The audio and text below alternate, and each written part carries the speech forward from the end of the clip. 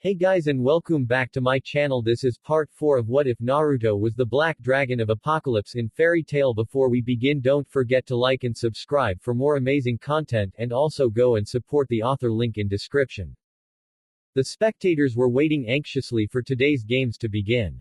Yesterday's games were quite amazing and they hoping to get a good show today as well.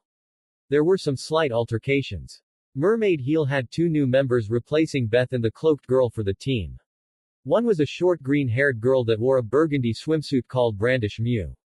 The other new member was a buxom blonde woman named Demaria Yesta. Elfman had taken Wendy's place for today's games.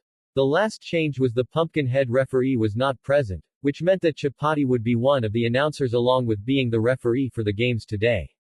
Today's guest judge was Jason from Sorcerer Weekly. Ladies and gentle, welcome to day 2 of the GMG. Today's event will be a chariot race. The contestants must run along the interlocking chariot platforms without falling. The unique part of this race is that it goes around the entire capital. The chariot will also be in motion and one wrong move could be a contestant's undoing. The contestants will go through many of the capital's famous sightseeing locals. Now let's see who will be the chosen members for this event. Chapati announced loudly as the crowd cheered on.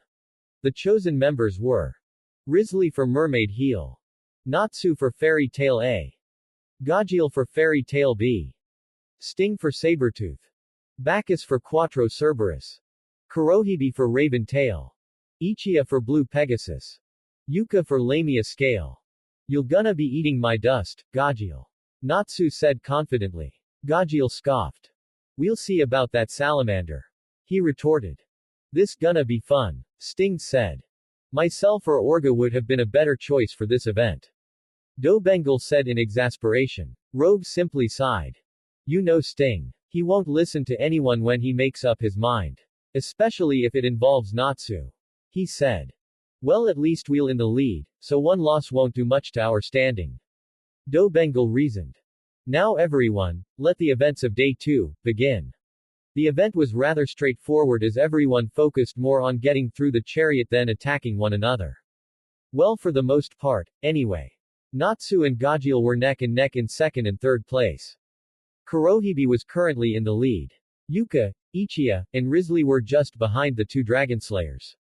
Bacchus was behind those 3, and finally in the way back was Sting. Some of Sabretooth's members were sighing sadly at this. That weakness for Dragon Slayers is really inconvenient, Dobengal muttered. Although why are Natsu and Gajiel not suffering from the same afflictions? You're all Dragon Slayers, Yukino wondered in confusion. That's because Sting and I are the only true Dragon Slayers, Rogue arrogantly stated. However, not everyone shared his sentiments. That's total bullshit. I know for a fact that Natsu Dragneel has suffered from motion sickness in the past. Gajiel should also be feeling the effects. So why aren't those 2 showing signs of this? Dobengal thought before looking at our favorite Bluenet Dragonslayer in the stands. Now that I think about it, Wendy-san has knowledge of seals and her sky magic is mostly support from what I've heard. If she were to combine the 2, I wouldn't be surprised if she created seals that negated the motion sickness. Even if she didn't, there are several members of her guild that could have helped her in the process. Back on the stage, the members were getting close to the end of the race, and no one was letting up. I am surprised you can keep up with that body, Yuka said as he was looking at Risley. Don't look down at the chubby, Risley shouted enthusiastically as she sped off ahead and ran on the side of the chariot with her gravity magic. Yuka used his wave magic to envelope his arms and used them to propel himself forward. Ichia stuck 2 perfume vials into his nose that empowered him to run in an incredible blast of speed that allowed him to pass Risley and Yuka, and begin reaching Natsu and Gajiel. Natsu was gonna take the lead before everyone heard a shout of, "Alright." Bacchus slammed his foot into the chariot in front of them and sent all of them flying along with the other competitors. What? Everyone shouted. What the hell? Gray shouted in shock at the display of strength. He was never this strong 7 years ago, Urza said in concern. Damn, that was impressive, Wendy muttered. To think, Cerberus had such a mage, but I shouldn't be that surprised after yesterday's opponents, Makarov said in awe. Bacchus then continued forward and sped right past Kurohibi and taking first place. Wild. Bacchus and his team shouted. Kurohibe immediately took the runner-up spot. The other contestants then began getting their second wind. Natsu was about to propel himself using his fire magic on his feet to thrust himself forward. Third place is mine, Natsu shouted. And that would have happened had Gajeel had not come from behind at the last second, and slammed Natsu's head to the chariot platform.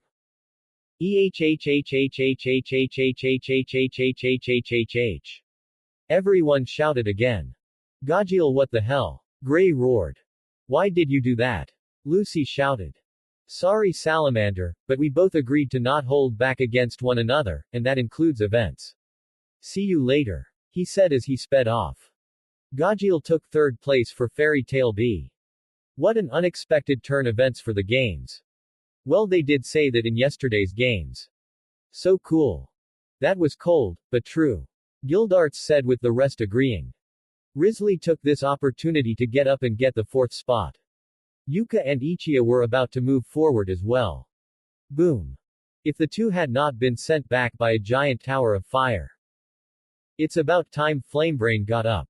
Gray said. He's pissed. Lucy said as everyone nodded. Gajeel, you metal face bastard. You're gonna pay for that. Natsu roared. Natsu shot off like a rocket and made it to the finish line.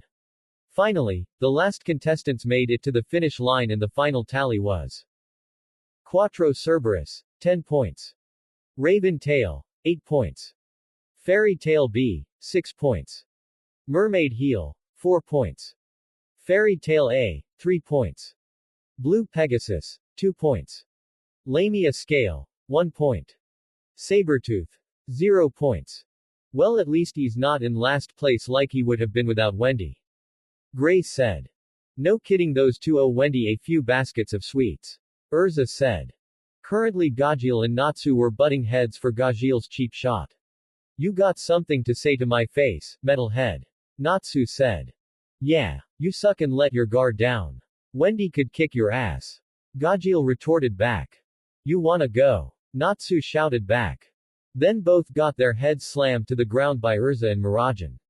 The two were then dragged by the two women of their teams and everyone just sweat dropped at the scene. Now let's go on with the battles of the day. The first match is Kurohibe of Raven Tail and Toby of Lamia Scale. The fight was incredibly one-sided as Kurohibe completely dominated the fight. Kuro then showed his more sadistic side by ripping up Toba's sock, which was around his neck. Needless to say, that got the man several boos from the crowd and glares from several mages from the other guilds. Urza wanted to beat the shit out of him, but Elfman, Gray, and Natsu barely managed to keep her in place. Lucy looked at Raven Tail with a very heated glare until she noticed Flair's appearance. She noticed how the girl was covered in severe bruises all over her face, chest, and arms. Was she beaten for not winning against me? Lucy thought. Enough, Flair. Alexei ordered. But she was, Flair tried to explain, but Alexei grabbed her by her cheeks, and brought her close to his face. Do you want to get beaten again? He coldly asked. Flair shivered in fright. No. She replied. He then shoved her back. Then shut up. Lucy just looked at the scene with some amount of pity for the female mage. Now everyone, let us compose ourselves for the next match. From Quattro Cerberus, we have Bacchus. Against Fairy Tail A's. So one of us will face him, huh? Urza said. Which one of us will it be? Gray anxiously asked. I hope it's not me. Lucy prayed. Come on. Let me at him. Natsu shouted in excitement. There's that shitty bastard. I don't care who gets him, just avenge me. Kana comically shouted to the arena.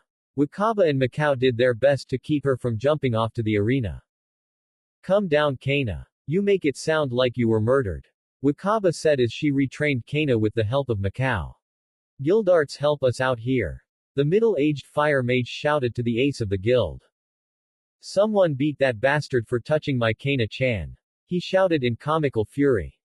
Everyone in the Fairy Tail stand sweat dropped. No help at all. They all thought. Arcadios was watching the matches with a dull look on his face. Soon, the Stellar Mage will be in my hands, and we will change the world. Just wait patiently, Zerf. He was interrupted from his thoughts when the King of Fury came from behind him. Ho! Ho! Arcadios, you prepared the matchups as I requested, correct? He asked. Of course, Your Majesty. He said confidently. Excellent. I can't wait for this matchup between Urza and Bacchus. This will undoubtedly be an amazing battle.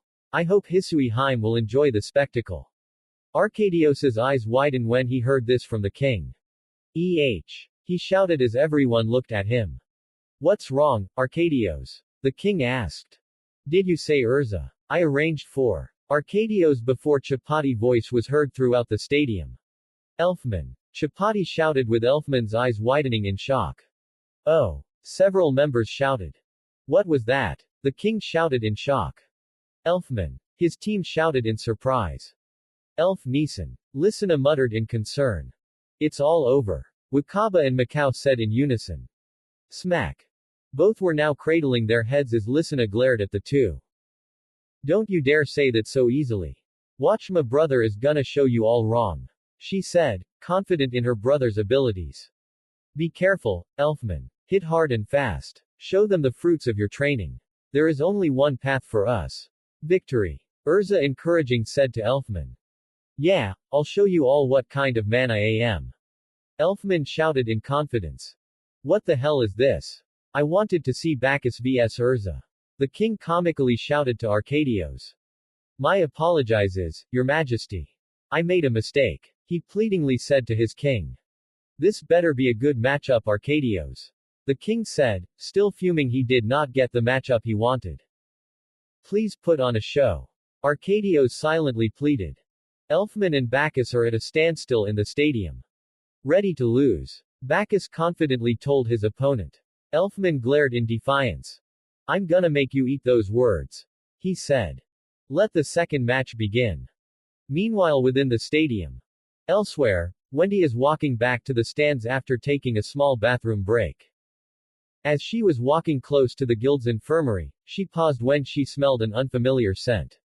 Heading towards the guild's infirmary, she finds the place empty and no sign of Perliusica Edilus Grandini.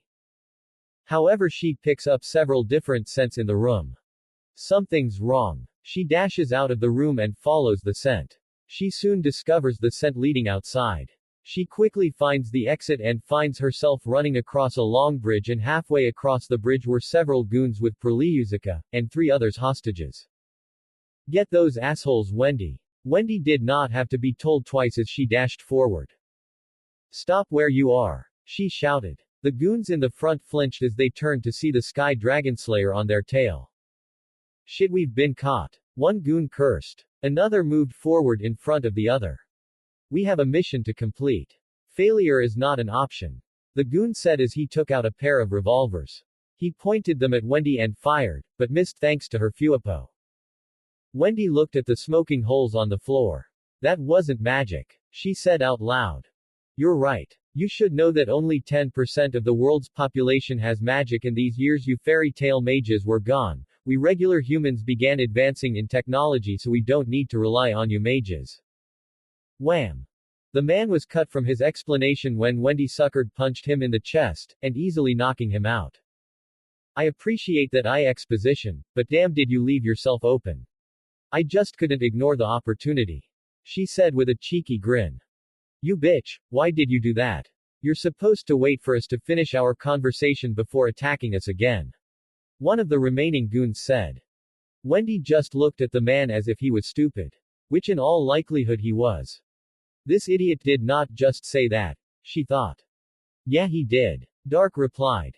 Damn it, the request was easy. Get the girl that uses celestial magic, and this blue-haired girl is a stellar mage based on the magic scanner we were given. Another said aloud. Idiot. Don't say that for the whole world to hear. This made Wendy's eyes narrow. So they were after a stellar mage, huh? Lucy must have been the target, but that girl got dragged into this without a choice. The others must have been taken, because they didn't want to leave any witnesses. And killing them would have been too suspicious. You get one chance to drop them, and walk away, or I will be forced to take drastic measures. Wendy warned. The goons all laughed in amusement. What can a little girl like you do? One of the goons taunted. They were soon bombarded with a fierce ki that left them shivering. I warned you. Wendy said darkly before she pounced at them. Back in the stadium. The battle was going incredibly one-sided with Bacchus barely breaking a sweat and Elfman on the ground, with bruises all over his body. What's wrong, Elfman? Is that the best you could do? Bacchus taunted. Like hell it is. Elfman retorted as he slowly got up. I'll let you know that I'm still holding back. Bacchus confidently said. What? Is he serious? Natsu shouted. He is. Bacchus's magic is focused on hand-to-hand combat. He uses it to reinforce his limbs, giving them much more devastating damage than normal. Urza explained. What about those weird movements? Lucy asked. That would be his style of martial arts. Bacchus has become adept at using several different martial arts, but he's a true master in the hanging chop fist style. Combine this with his reinforcement magic, and you get a very deadly combination. Urza said. Wow. Her team said. It gets worse. She said, causing everyone to gap at her. What? How? Lucy asked. You see, Bacchus took his mastery of the hanging chop fist and improved it with his own move sets from other styles and created his version known as the drunken hanging chop fist. She explained to her team. Wait, drunken? You mean his style involves alcohol? Gray asked. Yes. The hanging chop fist already had an unorthodox fighting style, but Bacchus' version is even more refined than that, and makes predicting the movement impossible. Combine all that and you have a very difficult opponent to face. Damn, no wonder you had so much trouble with him in the past. Natsu said. Yeah. Lucy agreed. That's not the worst thing. Urza said. What? There's more. They all shouted. Seriously, how much was left? Yes, you see, Bacchus has not had an ounce of alcohol since he started the fight. Urza explained. Everyone's eyes widen at the implication of her statement. Wait, that means, Gray began as Urza nodded. Yeah, he really is not taking this fight seriously. Urza finished. Come on, Elfman, you can win this. Natsu cheered. Urza just stared at the stadium below. Do give in easily, Elfman. So give up yet? Bacchus asked again. Like hell. Elfman shouted as slowly got up again. He looks up to give Bacchus a very evil smile. I guess this is a good time as any to test this. Elfman said. Bacchus just raised an eyebrow. What's that? He asked, generally curious about what Elfman was planning. I'm gonna show you a new skill I acquired. Something only my sisters know about. Myra's eyes widen before they turn serious. So he plans to use it. She mutters, but her team head her. Use what? Laxus asked. A takeover that he acquired during our training trip by mixing my demonic magical energy with several of his beast souls together. A form that could rival even some of my stronger Satan souls. She explained. What's it called? Gildarts asked, wondering if Elfman will be able to handle this. You're about to see. Said as everyone turned their attention to they watched the battle, they failed to notice Mirajan clasping her hands together in a prayer. Please be careful, Elfman, she thought. In the stands, Lysina was in a similar position. Good luck, Elfman Nichan. Elfman was soon enveloped by a crimson and black aura. The magical pressure he releasing was getting everyone's attention. Demon Beast take over. Chore. An explosion of power was released from Elfman and sending several shockwaves as a result. Everyone had to cover their eyes from the power force. When the wind ceased and the dust cleared, no one could believe what they were seeing. Elfman now looked like a blood-red demon with blue horns on the sides of his head. Everyone just had one thought. What the fuck? Holy shit. That transformation looks amazing. Natsu shouts in excitement. Looks. Can you feel that power? Gray shouted in amazement. I had no idea he's such a transformation. Lucy said in amazement. His power skyrocketed. In this state he easily in the S-rank territory. But the question is, will his body be able to handle it? Urza thought. Bacchus just looked shocked before gaining a glint in his eyes. Looks like this will be an interesting fight. Show me what you got, Elfman. Bacchus dashes forward to strike Elfman. Elfman cocked his fist back and sent it forward, but Bacchus just dodged it easily. Bacchus smirked in victory, but he lost it very quickly when he was sent flying by an unsuspecting sucker punch. The drunk brawler landed a few feet away before getting up quickly with a shocked look on his face. Who? Elfman landed a hit on Bacchus. Don't underestimate me. Elfman then disappeared in a red blur before appearing in front of Bacchus. He's fast. Bacchus was once more sent flying, but he managed to flip himself back and land on his feet. He dashed forward and landed several hits on Elfman, who coughed up some blood. Elfman Nietzsche. Lysina shouted in concern. Bacchus sent a roundhouse kick, but Elfman caught his leg and ignited his other fist in dark crimson flames. Take this. Flaming Devil Fist. An explosion engulfed Bacchus before he was flying again. This time Elfman followed him. Bacchus had little time to react as Elfman began to beat the snout out of him with a barrage of fist on every part of his body. This for all the crap you put me through, you drunk bastard. Elfman shouted. That's it, Elfman. Kick that asshole all around the arena. Kana shouted. Now that what I'm talking about, Elfman. Show him the kind of man you are. Guildarts cheered to the arena below. Go Elfman. Show him who's boss. Ever shouted as she kept Fried in a headlock.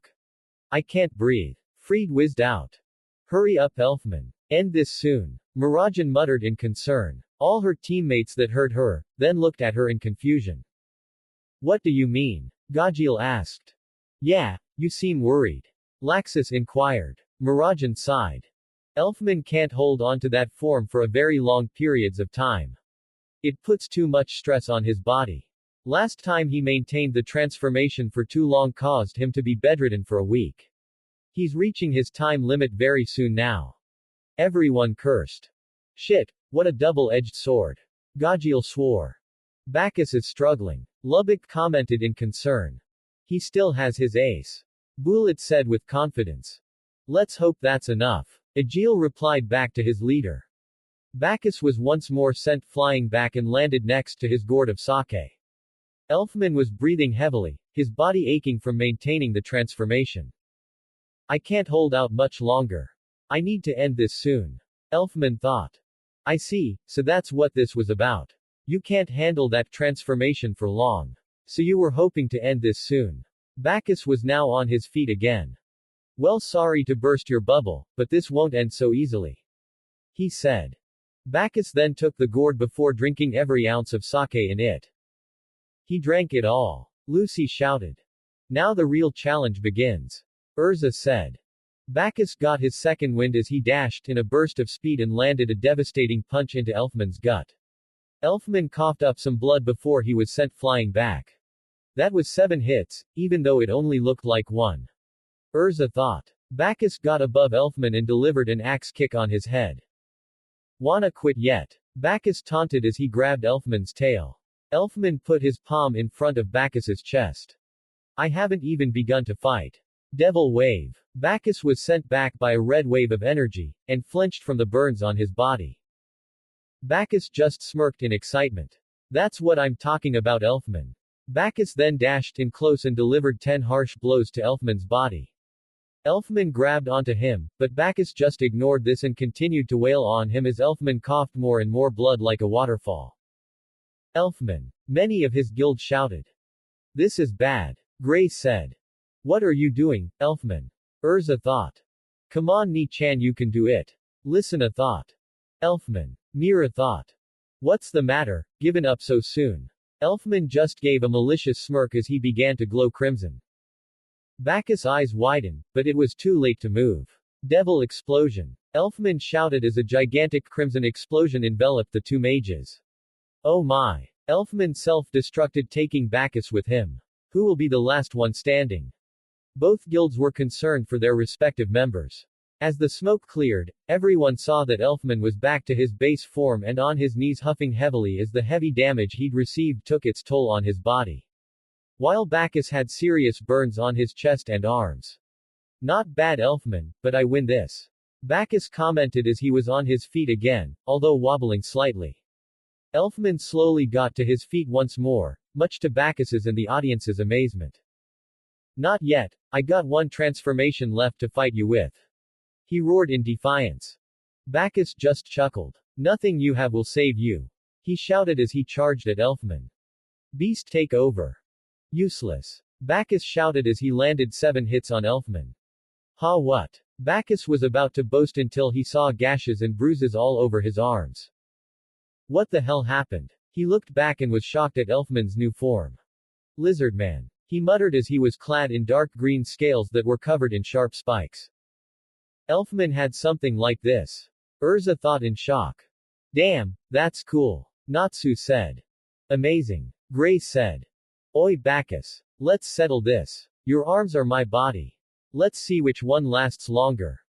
Damn, that's a bold bet. Juvia commented.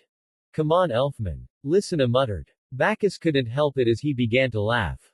Ha ha ha ha. You're an interesting guy, Elfman. Let's go.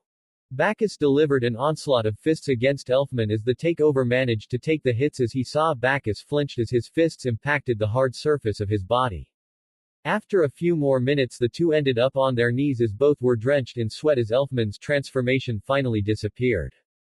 Everyone looked on in anticipation at who will be the victor. Ha ha ha ha. Elfman, you're a true man. Bacchus said as he began to fall back. Of course I am. Elfman said before he fell forward.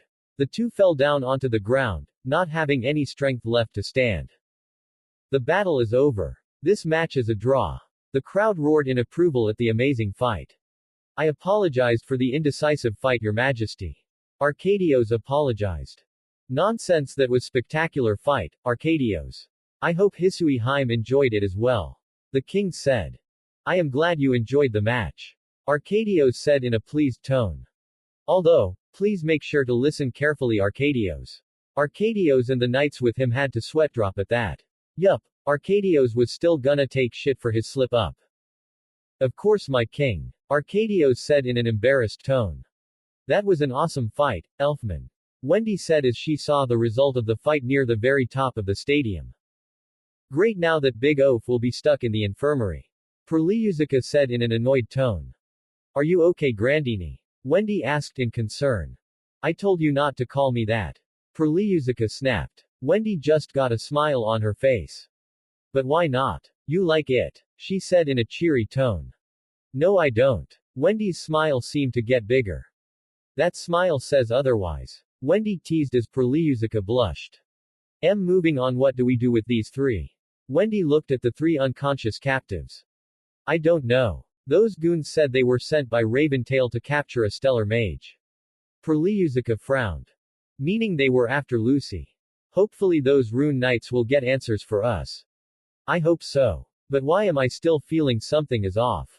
Especially with those knights. Forget it for now, let's focus on the games. Let's get these girls the infirmary. Perliuzica said as Wendy created a few clones to help carry the 3 into the guild's infirmary. Unknown location in the capital. So the strategy was a failure? Arcadios asked his head knight. Yes, unfortunately sir. The knight lamented to his superior, but Arcadios just waved him off. Oh well. This is a minor setback for us. Have the culprits been captured and imprisoned? Arcadios asked. Yes sir. Fairy Tail is not suspicious of us, correct? Arcadios asked. No, sir. Raventail is being blamed for this. Arcadios smirked. Good. We'll use the tension between Fairy Tail and Raventail to our advantage. The knight saluted his superior as he left. Arcadios stood there before looking back at a large object behind him. Eventually we will get our stellar mage. All according to our grand plan. He said to himself before he walked away. Fairy Tail Infirmary. I must apologize to you, Elfman. I honestly underestimated what you could be capable of. Your endurance and tenacity definitely ranks high up in the guild. And it showed in your battle just now. Urza sincerely told the bedridden mage.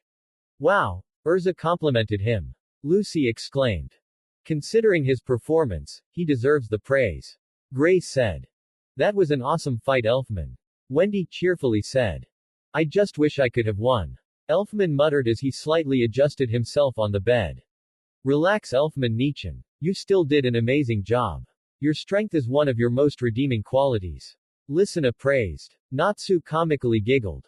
Kinda sad that it's one of his only redeeming qualities. The fire mage teased. As if you're one to talk, Natsu. You're exactly the same. Elfman retorted. Don't worry so much, Elfman. You did an amazing job. Wendy said. I feel like shit admitting this, but I can't fight anymore, so I am leaving the rest to you, Wendy. Wendy gave him a thumbs up as a fire burned in her soft, brown eyes. You can count on me, Elfman. She confidently told him. Perliusica decided now was a good time to address everyone. I suggest you brats get out there since the next match is about to begin. An important part of victory is analyzing the enemy and knowing how they fight. Everyone nodded and were about to leave before Natsu stopped and looked back at the elderly healer. Oi granny, one question. Perliusica felt a vein pop on her forehead, but kept her temper in check.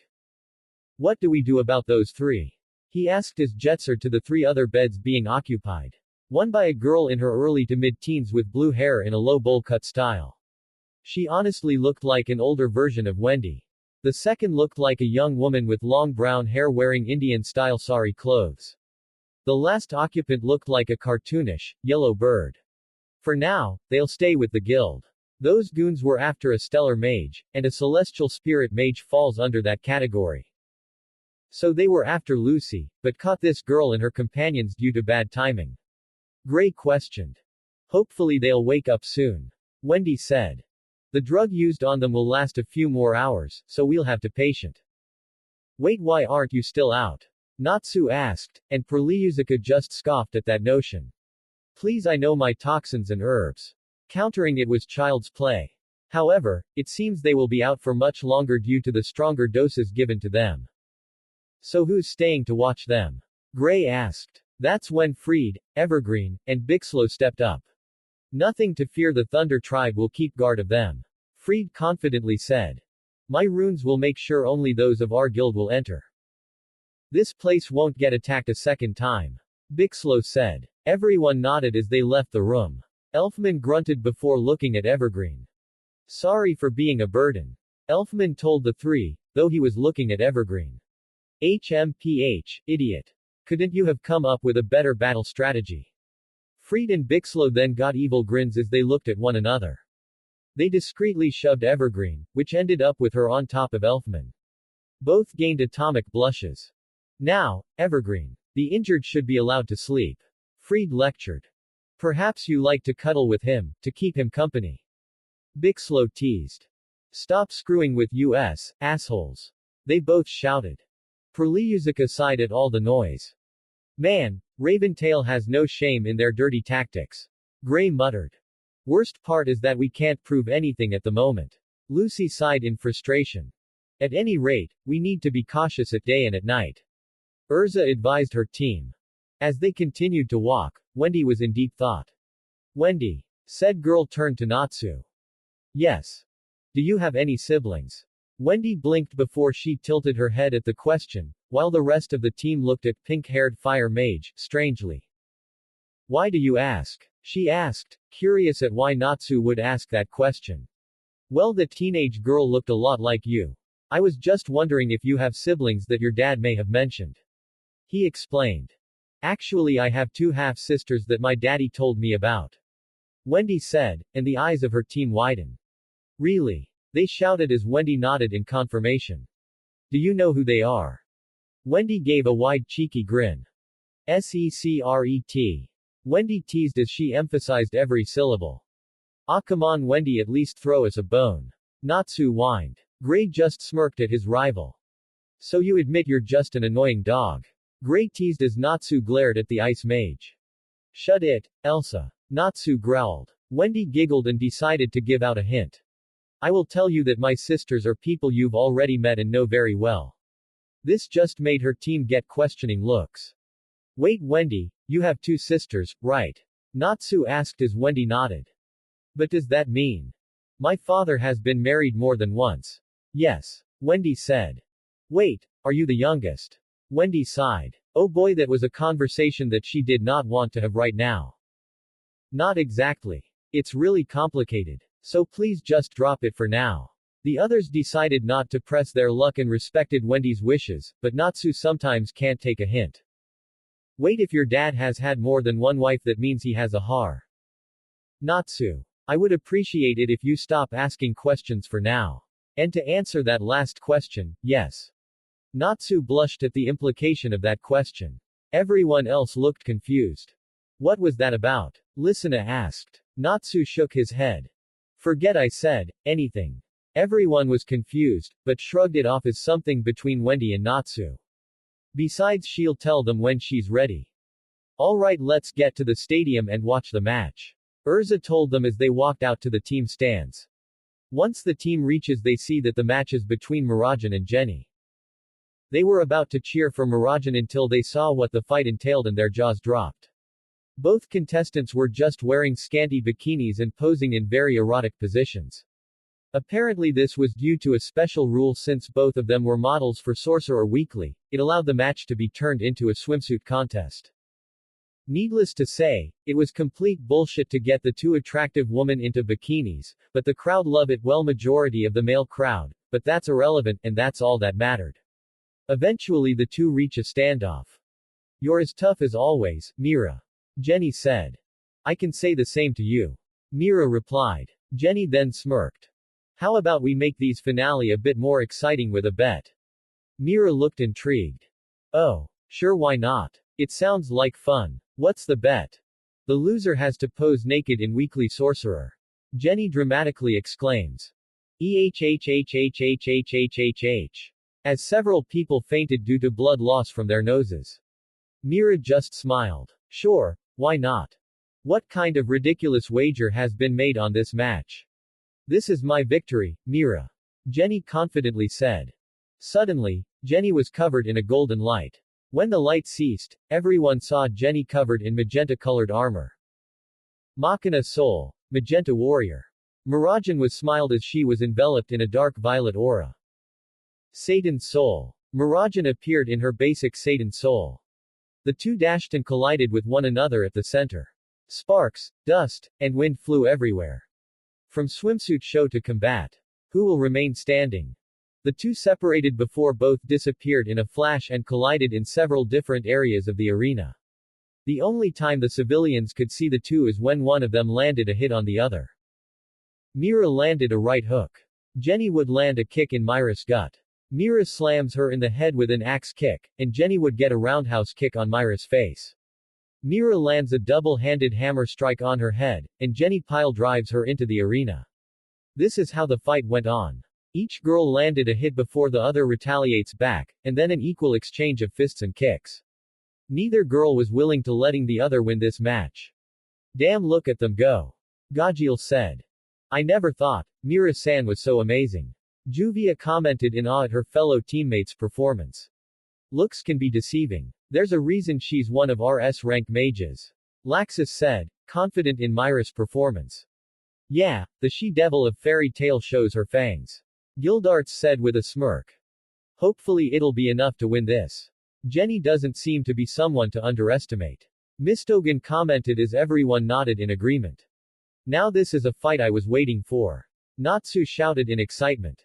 Damn, they're amazing. Wendy said. Have to admit, for two models they know how to fight. Dark grumbled with Wendy giggling at her other self. I had no idea Jenny was a fighter. Lucy said in surprise. Yeah, Mira told me the two used to spar a few times after their shoots. It was to relieve some stress and gave them a good exercise. Although this was after she became an active mage again.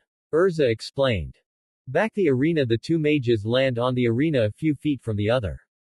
Jenny points her palm at Mira as crimson orb began to form with the she-devil creating a dark orb of energy in retaliation.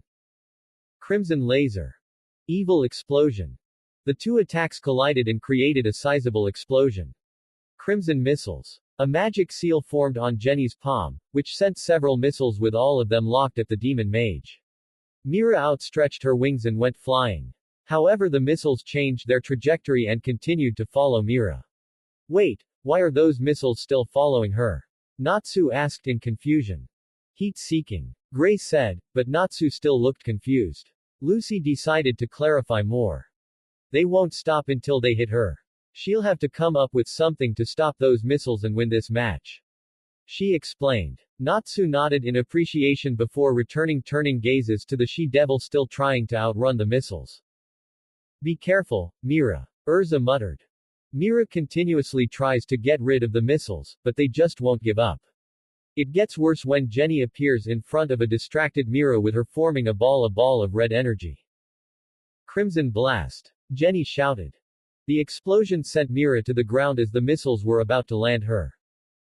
Darkness stream. A magic seal appeared as several dark appendages rose from the seal and grabbed several of the missiles and collided them with each other. Jenny was huffing from the expense of energy along with Mira. Hey Mira. Let's settle this. Mira nodded. Jenny begins to form two large orbs of energy. Mira then began gathering a good portion of her energy into the palm of her hands. Jenny brought her two hands together as a seal appeared in front of her. Crimson cannon. She shouted as a giant blast of crimson energy headed straight for Mira. Mira glared at the beam in defiance. Soul extinctor. Mira shouted as she fired her own violet and black beam. The two blasts collided with one another as a dome of magical energy formed between the two female mages. Ho! It seems the two want to end this match now. But WHO will stand as the victor. Mira smiled. She hadn't had this much fun in some time, but it was time to end this. You've gotten strong in these 7 years, Jenny. But I can't lose here. Mira was soon enveloped in a strong magical aura. Satan Soul. Halphus. She shouted as the transformation began. Makarov's eyes widen in fear. Mira no. Makarov shouted in horror and fear. Several of the guild's members had turned a pale shade of white. Mavis looked at everyone in confusion. What's wrong, Makarov? Mavis asked. I had forbidden Mira from ever using that form since it has the power to level an entire city with one attack. Last time she used it, she nearly destroyed all of Magnolia had I not intervened. He explained as several of the members shivered as they remembered that day all too clearly. Mavis nodded as she looked back to the arena floor. She could tell that Mira was releasing a large amount of power, but she could tell the power was not consuming her. She smiled. Relax, Makarov, Mira would not have used it. She did not feel confident that she could control it. I can tell you she is still in her right state of mind. Everyone were making silent prayers and hoping that Mira does not go ballistic like the last time. Back in the arena, Mira had transformed into Halphus form.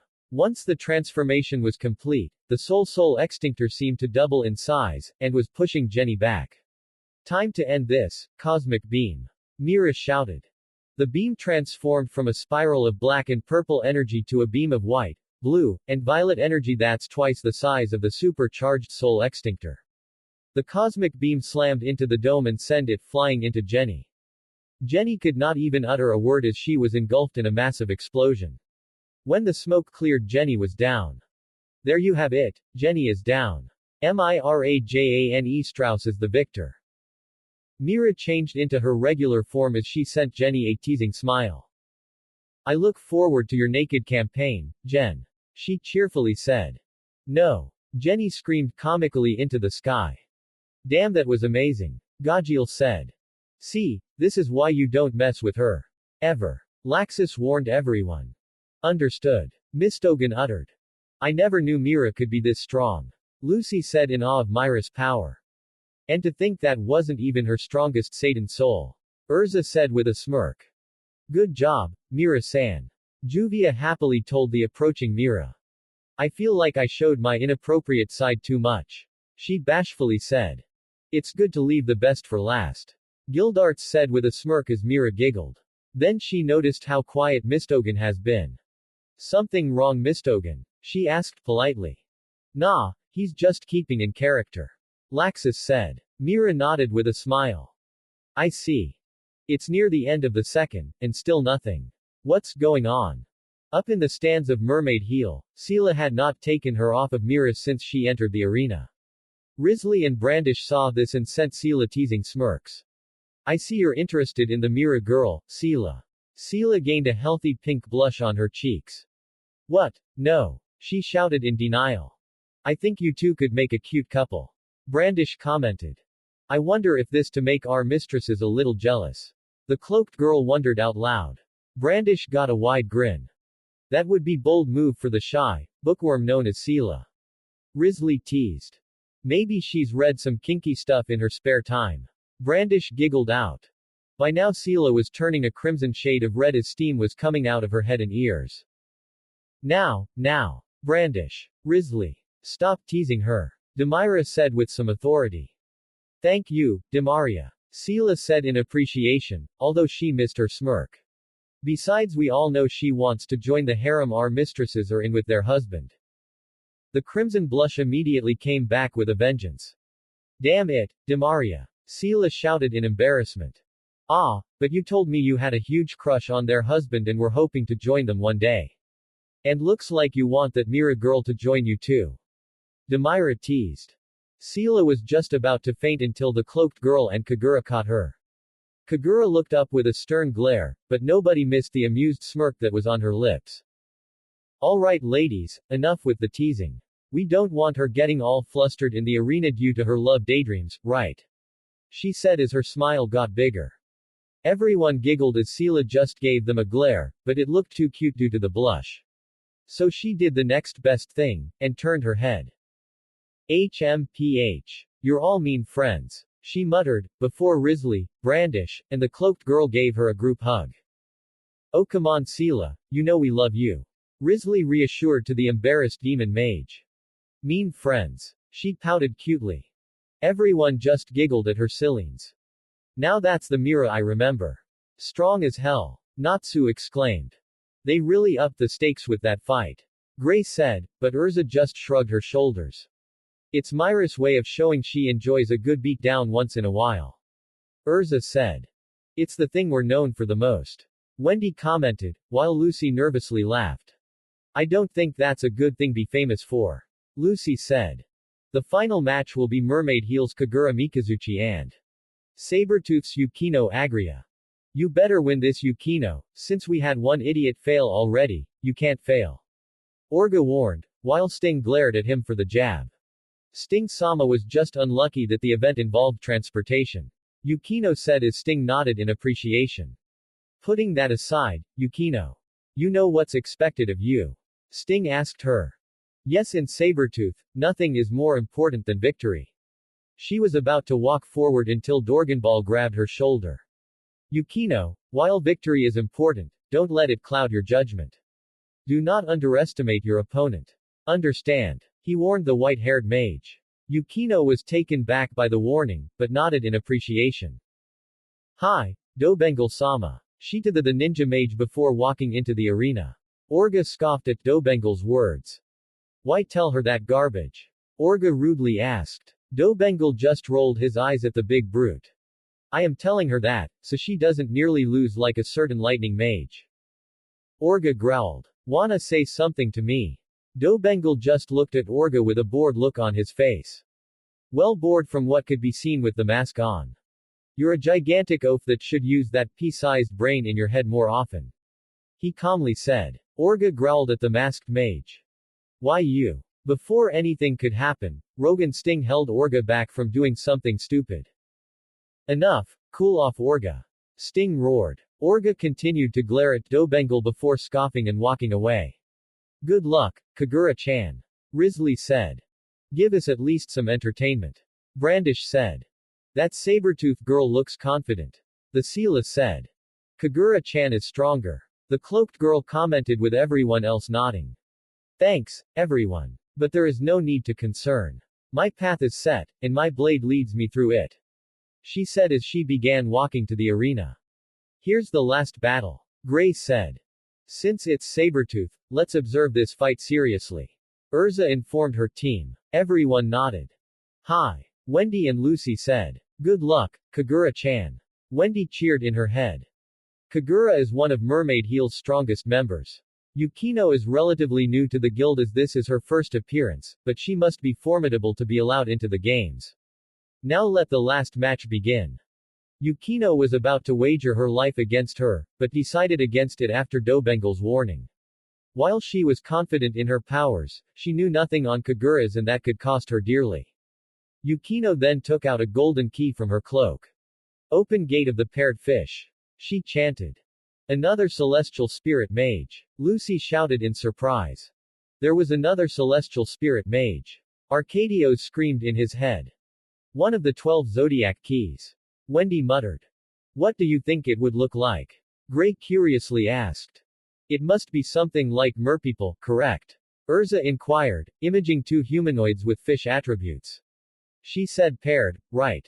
Maybe a pair of combat fish. Gray thought, imagining two combat sharks or something of similar nature.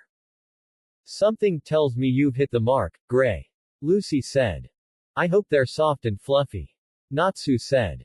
Natsu, that doesn't sound like a fish. Wendy said with a sweat drop. Ignore him, Wendy, or you'll catch his idiocy. Gray said as Natsu glared at the ice mage. Shut it, Ice Queen. Make me, Flame Brain. Quiet. Urza shouted at the two. Yes ma'am. The two said in fear. Pisces. Yukino finished. From a golden seal, two giant white and black eel-like fish appeared. Delicious fish. Happy shouted in joy. Huh, looks like you were right, Gray. Urza offhandedly commented. Attack. Yukino commanded.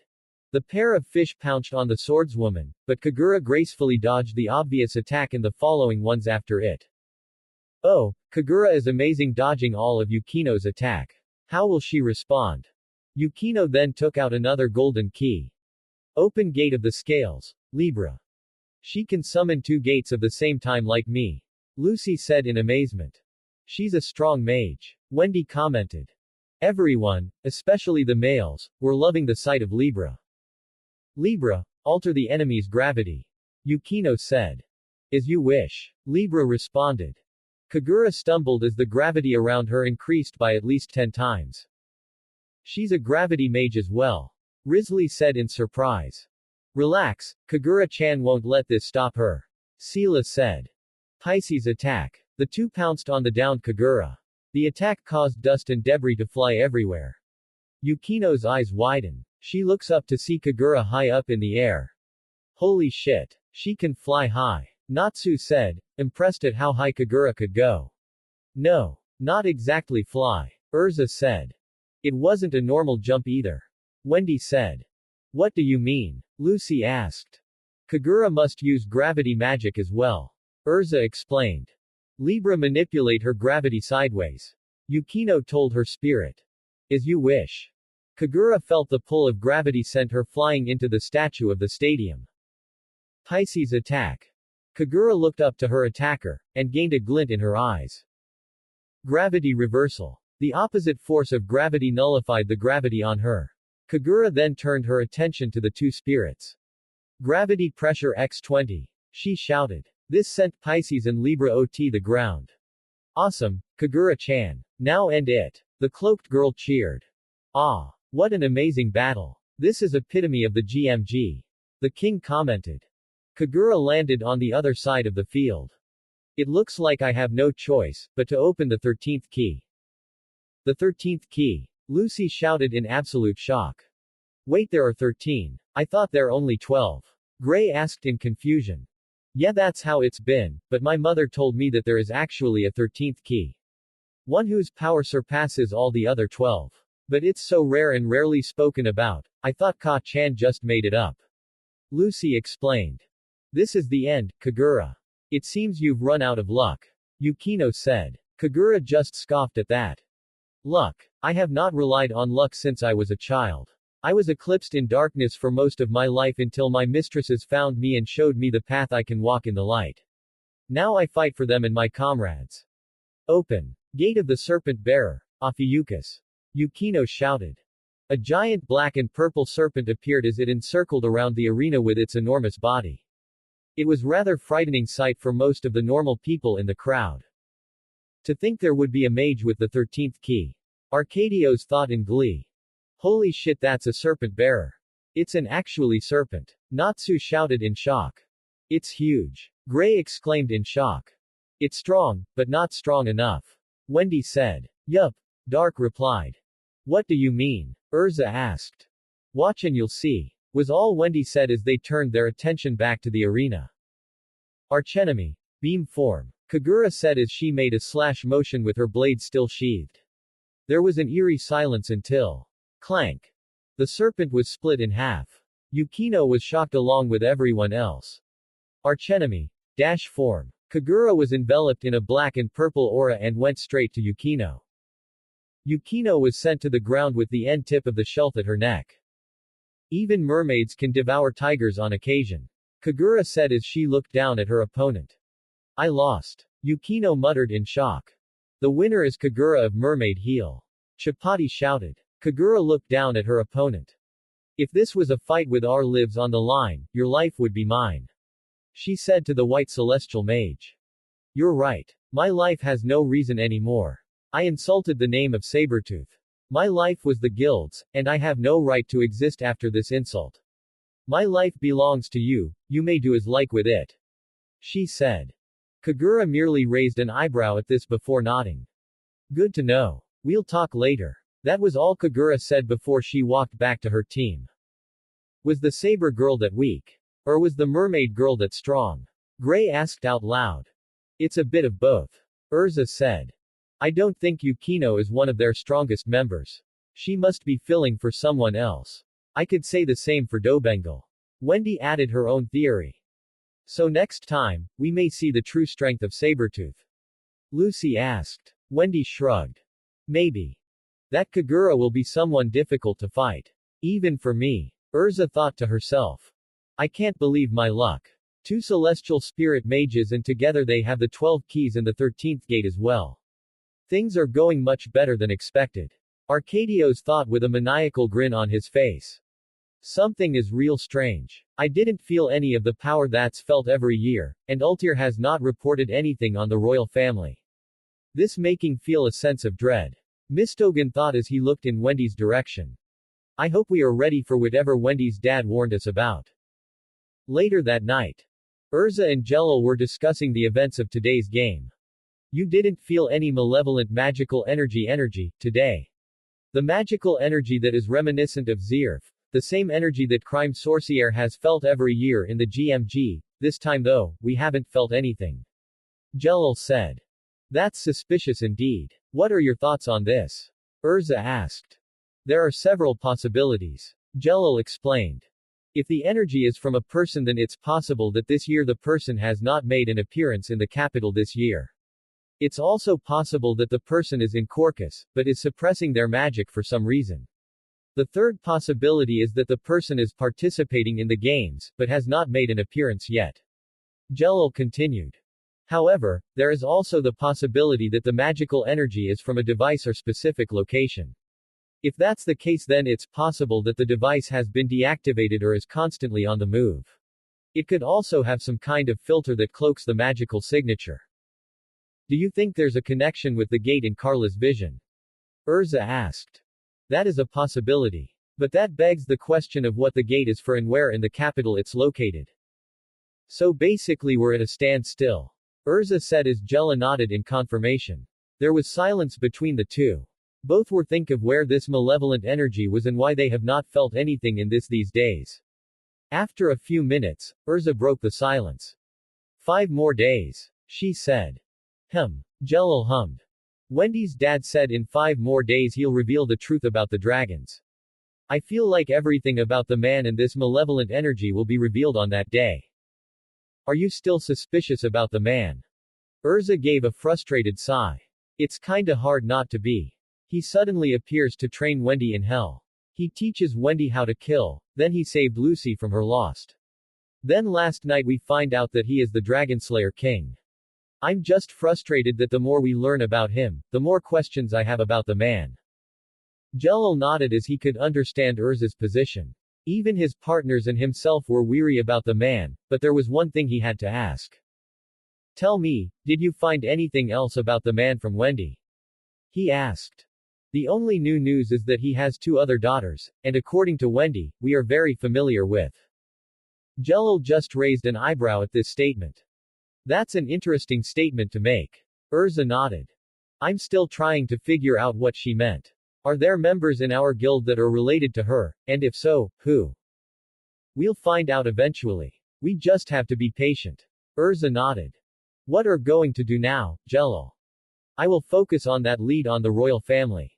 So far nothing has happened, but we can't be too careful. Just make sure you don't do anything reckless. Relax, Ultir already has a tight leash on me. I sure hope so. Because if you think hers is tight, You won't imagine how mine's will be. Urza playfully teased. Jello nervously chuckled. Scary as always. Urza lightly punched his shoulder. Just don't overdo it. Jello nodded. I promise. Urza smiled before walking away. Jello had a soft smile on his face as he put his mask on again. I never thought I would have a normal conversation like this with you. Thank you for this chance, Urza. He thought as he began to walk away. It's getting late, I better head back to the guild lodge.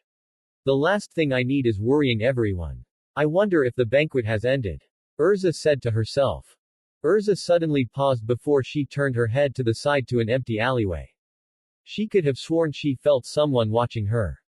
Was it my imagination? She thought before she began walking again. Unknown to her, a familiar cloaked man watched her from the building above. He looked to a side as he felt a magical signature near the area Urza was approaching. Soon Urza. Soon. He thought before he disappeared behind a black portal. A few minutes later, Urza heard a shout from above her. I finally found you. Urza looked up to see the cloaked mage from Mermaid Heel. Who are you? She asked.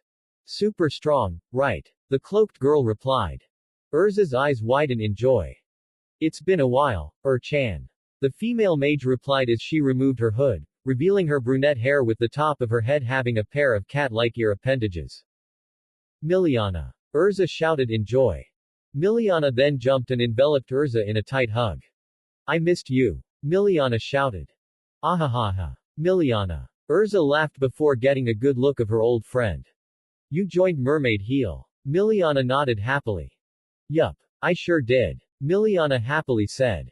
I see, so you were the one who carried the flag. What about Sho and Wally? Have they joined a guild? Urza asked. Last time I heard from them, they joined Blue Pegasus a few months ago. She said. Urza nodded. I see. We'll probably see them eventually. Miliana said. I'm really happy to see you, Miliana. Urza said as she hugged the girl again. Me too, Chan. I'm happy to see you doing so well. Miliana as she felt her eyes water, although she could see the same in Urza's eyes. Don't cry, Chan. She lectured. As if you're one to talk. Urza retorted. Sabretooth lodging. So pitiful. So pathetic. It would be a waste to shed tears. Do you know why we are the top guild of Fury? We don't associate with the weak. We look down at them as the insects they are.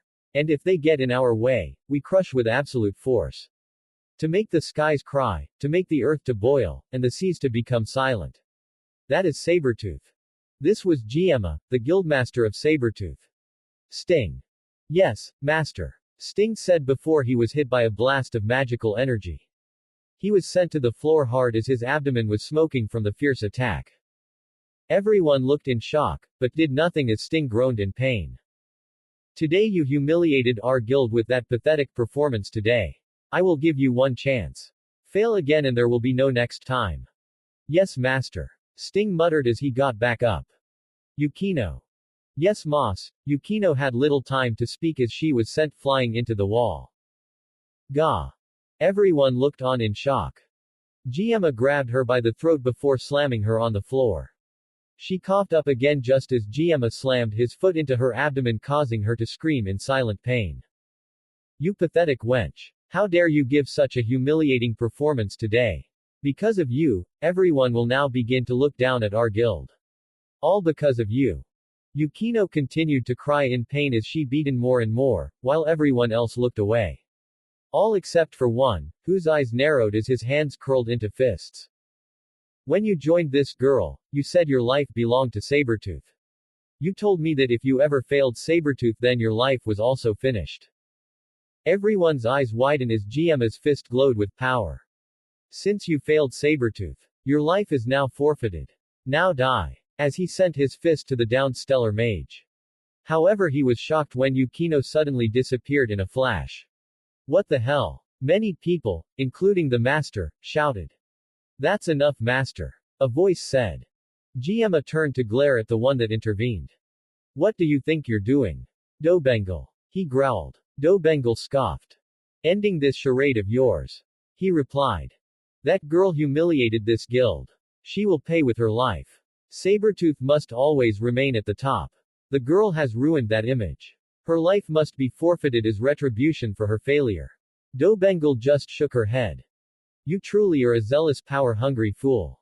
The ninja mage retorted. This time Gemma scoffed. As if you're one to talk. You joined this guild, because of your prestigious family clan. You hated that your family was forgotten by the world. You sought acknowledgement from the world for that outdated family of yours. Dobengal released a potent amount of ki as he glared at the master. Don't you dare confuse my goals with yours, Gemma. I joined so that my family can be brought back into the limelight and bring them honor once more. I have always fought with the principles instilled into me since I was a little boy. I believe that through strength you'll be recognized, but that can be interpreted in many different ways. What you are doing is not proving your superiority strength. You want to know what I see. Enlighten me, brat. Gemma growled. I see a coward that can't handle failure on occasion. A fool who needs to prove that they're superior by beating those below him. I see a pathetic man-child that beats the shit out of others to compensate for his inferiority to his own child. Gemma's face was red with rage. Enough. You have spoken out of line. Prepare to die. He shouted. Dobengal disappeared and appeared below Gemma with his sword's tip at the master's throat. Everyone was dead silent in shock. This is the second time your life was in my hands. The first time was when you were busy beating Yukino. I had ample time to cut your head off of your body. Now this time. Tell me, master. Who's the weakling now? Dobengal mocked. Gemma just glared in outrage. Several of the members finally regained their composure to separate the two. Take that trash out of here, Dobengal. Make sure that bitch gets rid of her mark. She's unworthy of it. You're lucky you still have some use, or I would have gotten rid of you long ago. Funny, I could say the same thing about you. Make no mistake, master. If you take this too far again, your head will roll off your body. Dobengal and Yukino disappeared in a flash with Sting walking out as well. Sabretooth lodging entrance, some time later. Thank you for everything, Dobengal-sama. She said as she bowed in gratitude. Take care, Yukino. He replied. She nodded. Thank you. Yukino. Sting called out. I'm sorry things ended this way, but you know the rules. Only the strong can survive, and sadly you just weren't strong enough. Sting explained. Yukino bit her lip as she trembled slightly. Thank you for everything, Sting-sama. I will never forget your kindness. She said as she walked away. The two continued to look at her retreating form before Dobengal spoke up. Tell me, Sting, why did you help me heal Yukino? I owed her for sticking up for me when I failed miserably. I owed a debt. I was merely repaying the debt. Plus she was always nice to Lecter. Dobengal nodded. I see. Now you'll answer a question for me. Sting said as he looked at the mage ninja with narrowed eyes. What would you like to ask me? Why? Dobengal turned to his blonde-haired companion. Excuse me. He asked. Sting seemed to get more annoyed. Why the hell did you do that? Why go so far for her? Why threaten the master? He practically shouted. I have a code, Sting. My family instilled it in me since my birth. We never leave our comrades down. We fight to end and we never abandon those principles. That is the same as committing suicide for us. Comrades are nothing but a hindrance. Scoffed Sting with Dobengal narrowing his eyes in outrage at this bullshit again. You know, both you and Rogue are full of shit. He growled out. Sting glared at him for this. What did you say? He shouted. You talk shit about camaraderie, so what the fuck do you call the relationship between you two and your exceeds? Dobengal retorted. Keep Lecter out of this. Sting growled, but that just made Dobengal roll his eyes. Oh, getting defensive now. You call people out, especially Fairy Tail, for their bonds, and yet here you are doing the same shit. You call yourselves true dragon slayers, but all I see are arrogant, hypocritical fools. Sting was growling even more as he was beginning to release his magical energy. You better watch what you say, Dobengal. It may cost you. He warned, but Dobengal merely released his own magical power in retaliation. I would advise that you two reevaluate how you see your bonds, Sting. Or it will come to haunt you. That was the last thing Dobengal said as he disappeared in a flash of light. Sting scoffed as he went back to his sleeping chambers, trying his best to ignore the words that continued to ring in his head. Somewhere close to Fairy Tale's lodgings. Damn, that was an amazing feast. I couldn't eat another bite. Natsu cheerfully said as tapped his belly. You really eat too much, Natsu-san. Wendy said. I'm full as well. Lucy said. Are we close to the lodgings? Lucy asked as she was not familiar with this part of the capital. Yup, we're almost there. Wendy confirmed. It kinda sucks we have to share the same room. Wendy said as Lucy just hung her head down in annoyance. It's the absolute worst. Natsu snores. Gray always loses his clothes, and Urza for some reason ends up cuddling in my bed. Honestly, Wendy, you're the only normal one there. Wendy just giggled. Oh come on Lucy. It's not that bad. I mean I cuddle with you. Yeah, but you're not clingy like Urza. Now that you mention it, where are Gray and Urza? Natsu asked. Gray, unfortunately got captured in another love triangle drama. So he won't be back in a while. Wendy said as everyone just sweat dropped and hoped that Gray won't lose his mind. Speaking of Urza, where's she? Lucy asked. I think she went to speak with Mistogen. Happy just giggled. Of course she did. He teased. No perverted thoughts, Happy. You know how Urza will get. Wendy teased back. Happy turned an unhealthy shade of white. Please tell her nothing. I was kidding. He frantically told the Sky Mage. Wendy just gave a cheeky smile. Maybe Tilda, she teased. Wendy. Happy wailed in comical grief with the other two just laughing at Happy's misfortune. You know, Wendy, I gotta say I like this new you. Lucy said. Wendy turned to her with a big smile. Really? Lucy nodded. Yeah, you're more outgoing and outspoken about yourself. It's a breath of fresh air. It's like you're a whole new you. Wendy giggled. Thanks, guys. I appreciate it. My dad wanted me to be more confident in myself. Well, he did a fine job with that. Natsu said. Why, thank you. As they walked closer to the lodging, Wendy caught an unfamiliar scent in the air. Hey Natsu, you smell that? She asked her fellow Dragonslayer. Natsu began to smell the air and picked up the scent as well. Yeah, there's someone at the front of our lodging. The group began walking with a little more caution until they reached the front, and indeed there was someone there. Damn, I will never cease to be amazed at a Dragonslayer's nose. Lucy commented. Wendy and Natsu gave big smiles as a response. They soon recognized the person waiting at the front. Hey, that's, Natsu began. Sabertooths, Happy continued. Celestial Spirit Mage. Lucy exclaimed. Yukino. Wendy muttered. Fairy Tale. I would like to speak with you, Lucy-san. Yukino said. Back with Urza and Miliana. I was planning to reveal myself when the games were over, and give everyone a big surprise. But I just couldn't help it. I really needed to see you, Chan. Well, you got your wish. Yup. Miliana cheerfully said. Tell me, do you have your own team? Urza asked. Yup. I have my own team with my fellow Nikos. We call ourselves Team Kitty Cat. Although they never like that name, but our mistresses giggle at our antics. Urza couldn't help but giggle at her friend's antics. I see. Your team leader for the guild, Kagura, is really strong.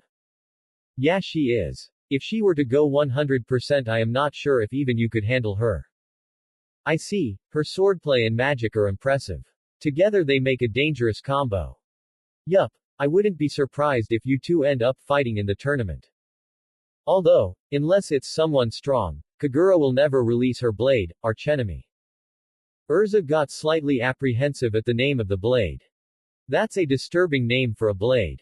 Miliana nodded as she frowned. Originally, when Kagura first found the blade, she swore to never release it, unless she found her nemesis. The person whose existence she could no longer tolerate. Urza felt a pit form at the base of her stomach, but ignored it. Who is this person? She asked with trepidation. The same person I used to despise and want to destroy with everything I have. Jelil Fernandez. The moment the name was said, Urza felt her heart stopped as her body went rigid with her face turning a pale shade of white. I know, pretty shocking. Ever since we left you, I was filled with nothing but bitterness and hatred towards him. We wasted years of our lives for him, and what do we get for our loyalty? Nothing, but to be thrown into the winds like used trash. When we met, we hit it off pretty well, and we both shared our goal in killing Jello. Why does Kagura want to kill Jello? Urza couldn't help but ask. However, Miliana just shook her head. Gomen, but I can't tell you that, Urza. That's Kagura's tale to tell. Urza sighed. This was becoming a reoccurring thing. I understand. But tell me, what changed your minds? Urza wondered what made them change from their path for revenge. Miliana gained a small smile. Our mistresses. When we joined the guild, all we focused on was our revenge. Our mistresses tried to reason with us, but we were too stubborn to listen. But eventually they able to get through our thick skulls and make us see the light. For that alone, we will always be grateful for them. Urza smiled until she asked something that was bugging her. You keep saying mistresses. As in more than one. Does that mean, you have more than one guild master? Miliana nodded. Yup. We're probably the only guild in Fury with 2 masters. They are the best, Chan. Although they usually don't give public appearances unless absolutely necessary. I see, I wished I could meet them. Urza thoughtfully said. Miliana then jumped from her seat. Well, you'll get your chance now. She cheerfully said. Urza looked strangely at her friend. You see, Chan, I came here for 2 reasons. One reason was to see you. The second is because my mistress wants to speak with you. Of course, that's if you're okay with this.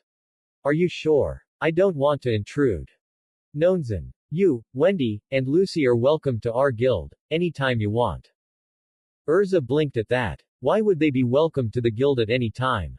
Why though? Miliana just giggled in response. You will have to come with me and see for yourself.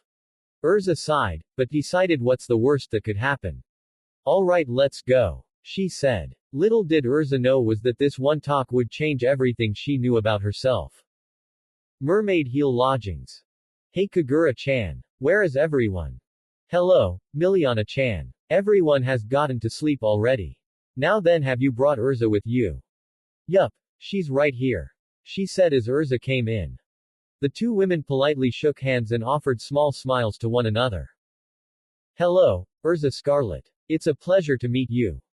The pleasure is mine. Miliana has told me a great deal of you. Kagura raised an eyebrow.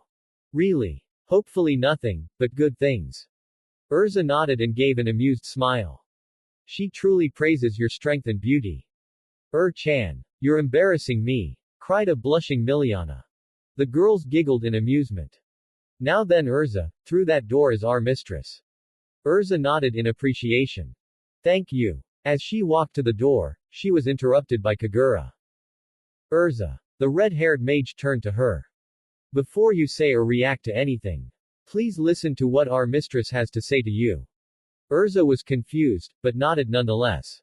She quickly entered the room. She looked to find a very large and organized room. Her sight was locked at the front where a chair stood near the back of the room. Similar to a throne room. However, her breath hitched when she saw who was sitting on the throne-like chair. The woman was very tall and attractive. She had a very voluptuous figure that would have men drool over. She had heavily braided scarlet hair with 2 golden ornaments near the upper sections of her hair. She wore U-shaped earrings and crimson lipstick. Her attire consisted of a risque version of the typical witch's garb. She wore thigh-high black boots with heels and gloves with similar design that had claw extensions. She also wore the typical witch's hat with the unique trait of dreadlocks hanging down from the top of the hat. The most noticeable feature of the attire was the elongated loincloth with the mermaid heel emblem emblazoned on the front of the cloth. All in all, a woman that defined a beautiful seductress.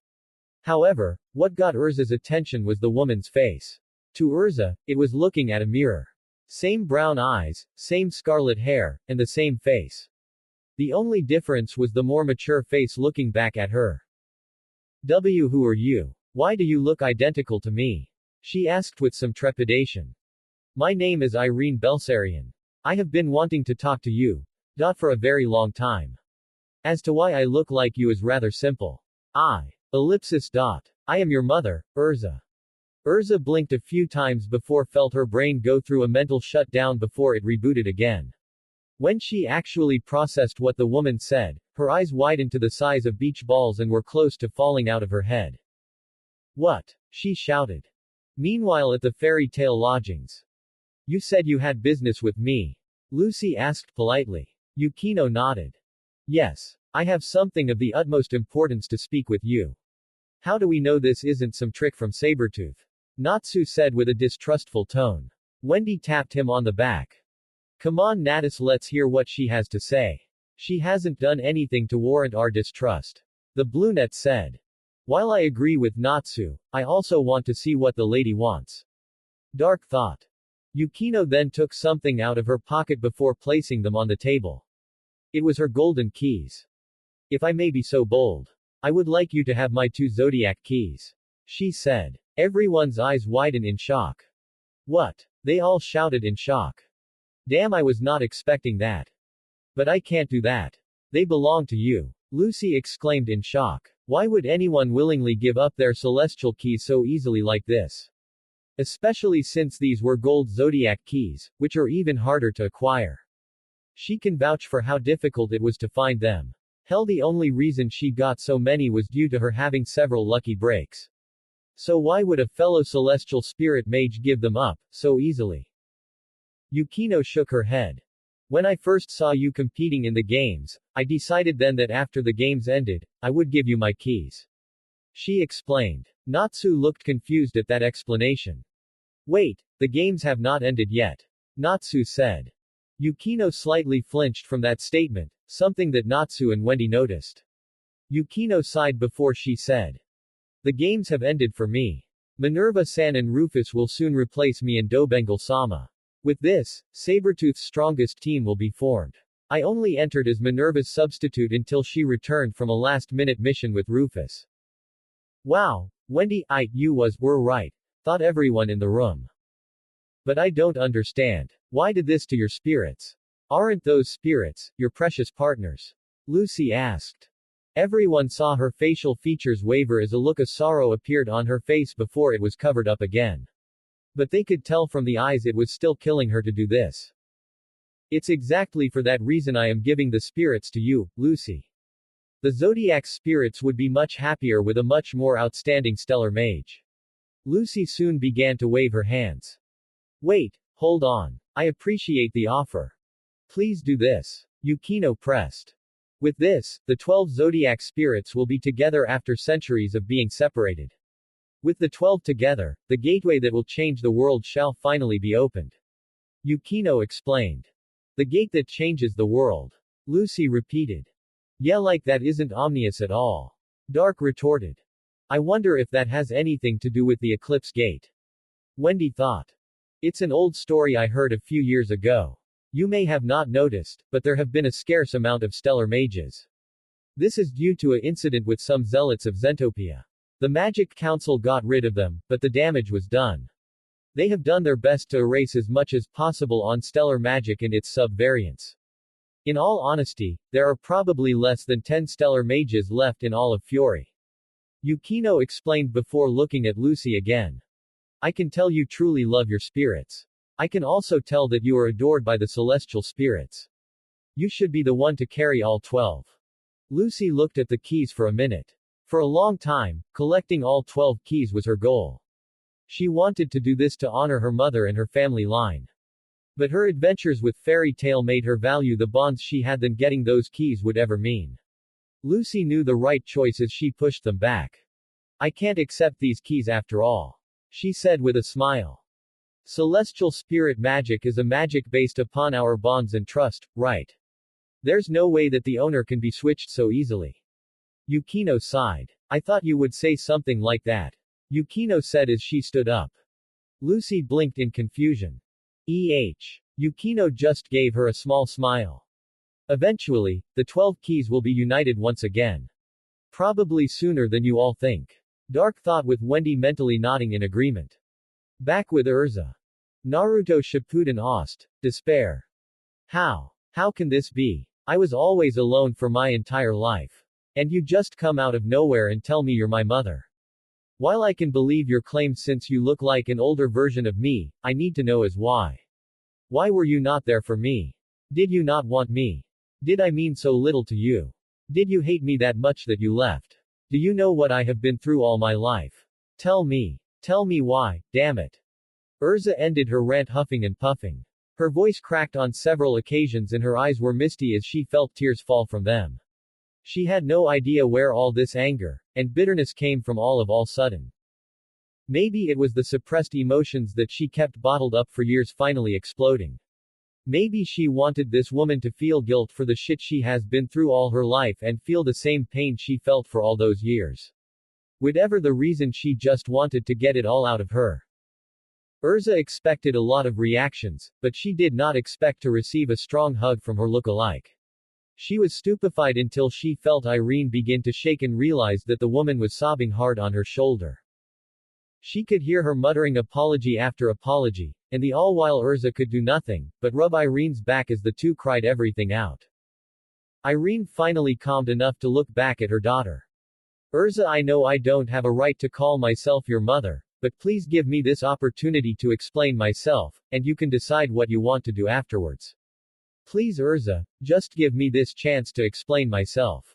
I swear a blood oath to the dragons that I just truly want to reconnect with you, again. Irene said as thunder crackled in the skies above. Urza's eyes widened remembering what the oath meant before she looked down wondering what to do. Should she really give this woman an opportunity? But then she remembered Kagura's words. The ideals of her guild and her master. Everyone deserves a second chance. This would probably be the only chance she'll get to learn about her biological family.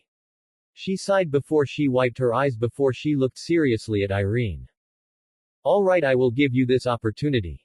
I want to know the truth, and if I leave I know I will regret it for the rest of my life. Irene nodded in gratitude. Thank you, she said before sat back down and offered Urza a seat with a cup of tea. Now you have to understand, this goes back to when I found out I was pregnant with you. You can't imagine how happy I was to have the opportunity to be a mother. Your father was also happy. He couldn't keep his excitement at having another child. His other wife was also happy. Urza spat her tea out in shock. Wait. What? What do you mean his other wife? Are you saying Dad had an affair with you? I am child out of wedlock. Urza shouted in mortification. Irene shook her head. No my dear, you were not born out of wedlock. Your father and I were very much married when you were conceived. It's just that he was already married prior to this. So my father has, Urza started. More than one wife, yes. I am his third wife. Irene finished with a smile. My father has harem. Why can't anything be simple with me? Urza groaned as she facepalmed. Oh come on, Urza. You should know that simple and normal are overrated. Sai, can you explain how my father got this harem and who are his other wives? To answer your second question, his first wife, Hinata, has sadly passed on a very long time ago. His second wife was my best friend, Anna. The two of us were practically raised together and played together all the time. When we learned magic, we would compete with one another to see who could one-up the other. Despite the rivalry, we never let it ruin our relationship or our friendship. We were sisters first and rivals second. Those were good times. Irene explained with a nostalgic tone. Then we met your father. Urza leaned in to hear more of her father. He was by far the most interesting man we had the pleasure of meeting. When we first saw him, we were immediately drawn to him. At the time we didn't understand this. We were like a moth to a flame. As we got to the time to know him more, the more this attraction grew. He was so cute when we first met him. But he was also charming, kind, strong, and charismatic. He attracted many followers not only with his words, but also his strength. He was also a man to never abandon his comrades. He would risk everything, even his own life, to save everyone he could. Many found him naive, but still respected his abilities. All this, we couldn't help but fall in love with him. What we didn't know is that Naruto felt the same way for both of us, and felt conflicted on what to do. He couldn't choose one without hurting the other. He couldn't choose both of us, since he didn't want to be seen as a womanizing playboy. Irene giggled remembering those times. Naruto was so cute back in the day. So what happened? Urza couldn't help but ask. Well, Anna decided to make the first move, and Naruto accepted. Of course everyone was happy for them. Everyone, but you. No, I was happy, but at the same time I was jealous because I wanted to be with him as well. Then one day while looking for them I caught them in their activities. Urza blushed. Then Anna managed to see me spying on them, and dragged me into the room. I honestly expected her to give me a verbal lashing for what I was doing, but she just smiled and asked me what took me so long to find them. So I kinda joined them and the rest was history. Urza's face was now resembling a boiling lobster with how red it was and all the steam coming out of it. How does that work? How did you even make it work? An incredulous Urza asked. Oh my dear Urza, love can conquer many barriers, and let's just say your father had some very convincing ways to keep us satisfied. He even showed us many ways we could satisfy each other. Irene said with a perverted giggle. Urza's blush now matched the color of her hair. Hentai, she shouted. But Irene just shook her head in amusement. Now my dear. There is nothing wrong for a spouse to show their love and affection to their significant other as long as they don't go overboard. Well, most of the time anyway. Urza just shook her head to cool herself down. Can we back to our discussion, please? She asked, hoping to get back to why she was here. Ah, yes. The three of us for some time were the happiest trio you would ever see. Then our lives changed for the better when his first child was born. You should have seen his face. I had never seen him so happy with tears in his eyes as he thanked Anna over and over as he held onto to his newborn child. They even went as far as to name me the girl's godmother, Aunt. That girl was a ray of sunshine to our lives, and she was just a bundle of energy we adored with all our heart and souls. Irene smiled remembering those peaceful years with her family. She hoped when this was over, maybe things can be like they were or at least something close to it. Urza smiled as her mother, still not used to saying that. She truly sounded happy. But she was curious about her sister. Can you tell me about my sister? Irene just giggled in amusement. Silly, dear. You've already met your sister. Urza just blinked. She is, after all, a member of your guild. Urza's eyes widened. What? But that's impossible. I don't. Then Urza froze as she remembered something Wendy told her. She told me she had two half-sisters. That they were members of the guild. That we knew them personally. Wendy is. Yes, Urza. Wendy Marvell is your half-sister, which means that her father, Naruto Marvell, is your father. Urza just sat in frozen shock. She couldn't believe what she was hearing. Wendy was her sister. The sister that Wendy was talking about. And the man that she has been suspicious of this entire time was her own father. It was quite the shock to the system. Urza. Irene asked in concern. Goman, it's just a lot to take in all at once for me. Irene nodded. I understand, just give it some time to digest it. Hold on, how can Wendy have been the firstborn if I'm older than her? I don't understand. Urza asked, very confused on this whole situation. She got more worried when Irene's face gained a grim look. There are some things that you are not ready to hear or understand, Urza. It's also not place to tell you this. At least not yet, unless you want to ask Wendy, yourself. Urza sighed. She wanted to pry more, but like Irene said, she can wait till Wendy told her. Then can you tell me, why you weren't there for me? Why Naruto? Why father was not there for me? Irene's face darkened remembering those dark times. It is quite simple, my dear. War. Urza gulped. War? She asked. Yes. War is hell, my dear. It changes people. In ways that you and your friends could never understand. Wait, does this have to do with my father being a shinobi? A child soldier? And what war did you partake in? Urza blurted out. Irene seemed taken aback by Urza's question. Wait, how do you know your father was a shinobi? Urza bit back a curse for that slip-up before she reluctantly gave a brief, but vague explanation of what Wendy told them about their father. The training in the Makai, him being a dragon slayer, and being from another world. She did decide to leave out everything else that Wendy told them until she was sure she could trust Irene completely. Irene was left stunned. She had suspicions that Naruto trained Wendy, especially after the incident before the games and the games themselves. But Urza confirmation proved that Naruto was changing. He was acting to like he used to be. Although he was a lot more mysterious with his methods. Speaking of methods, she and Anna will have a word with him about taking Wendy to the Makai to train. Elsewhere, Naruto felt a chill go down his spine. Somehow, he knew he pissed off his mates in some form or fashion. I see. Well, I am glad to know he is changing to how used to be. Or at least something close to it. As much as she wanted Naruto to go back to how he used to be. It wasn't that simple. None of them could ever go exactly to how they used to be. Not after everything they have been through. Can you tell me about this war? Like when did it occur? The most recent war that occurred in Fury was 100 years ago during Mavis's time on Earthland. Irene sighed knowing the next bombshell she was about to drop. The reason you never heard about this is because it happened over 400 years ago. Urza's eyes widen. What? Yes, you heard right. Myself, your father, and Anna are not from this time period. We are all from the past. But how are you still alive? You don't look over 30. Irene giggled. Why thank you. I am actually in my late 30s, technically.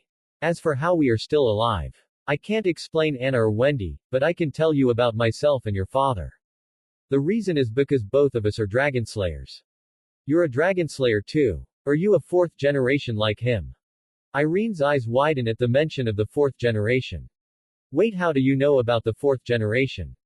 Wendy told us. Although she didn't say much. All she did say was that they were the strongest of all the dragon slayers, but that's it. She said she promised Tucson that she wouldn't say a lot about it. I see. Irene said. Why would he mention them to her? Unless. Irene's eyes widen in horror. Unless he realized that Wendy was also one as well. Damn it all to hell. After everything we did to prevent them from turning, did we still fail? She thought with an understandable of frustration before sighing. She shouldn't jump to such conclusions until she talked to Naruto about it. She really prayed it wasn't the case. Yes, Urza, I am a fourth generation as well. And yes, we are the strongest generation. But that power came at a price that was not worth all that power. What do you mean? Urza asked with some fear. Urza, when the war started, all we wanted was to protect the people close to us. We wanted to spread our ideals to the world. We wanted to unify the people to be able to understand one another. But those ideals can sometimes blind us from the reality that is around us. War is a cruel mistress, Urza. One I pray you never have to witness.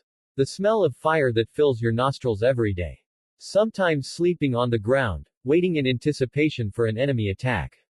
You being forced to see many of your comrades get blown to bits or vaporized into ashes. You may also see some of them lose their minds, and all that's left is for you to put them out of their misery. The stench is what never leaves you. The stench of rotting flesh from the corpses piling and the odor they release when you burn them to give them some kind of proper burial. Seeing comrades you trusted stab you in the back and kill their fellow nakama for more power, and to go as far as to kill children no older than 5. Seeing my Naruto get consumed by his rage as he slaughtered all of those traitors and ostracizing himself from all his friends as they all feared him. That is what war was for us, Urza. Urza gulped after hearing all this. She wasn't sure what to say to all that. What could she say? She has never been in such a conflict, so what right did she have to judge the actions that her father took? Especially since he had a legitimate reason to be so filled with rage. What happened next? She asked quietly. Naruto, while clouded, still wanted to end the fighting so that a world without conflict existed for you and Wendy. He went to someone to end the war, and it would be a decision that probably still haunts Naruto to this day. When I saw Naruto again on the battlefield, he was different from the last time I saw him. He was a blind berserker that attacked anyone that came into his line of sight. He spilled so much blood on both sides that many tried to join forces to stop him. But it was futile. No one could stop him, and no one was spared his wrath.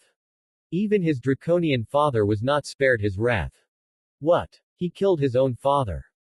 Sigh, yes he did, and he still probably holds great shame for his actions towards his fellow dragons, and especially Anna. Even though we don't blame him, he probably still holds great resentment against himself for what he did to Anna. Urza got concerned when she saw tears fall from Irene's eyes as she took a few deep breaths as she wiped her eyes.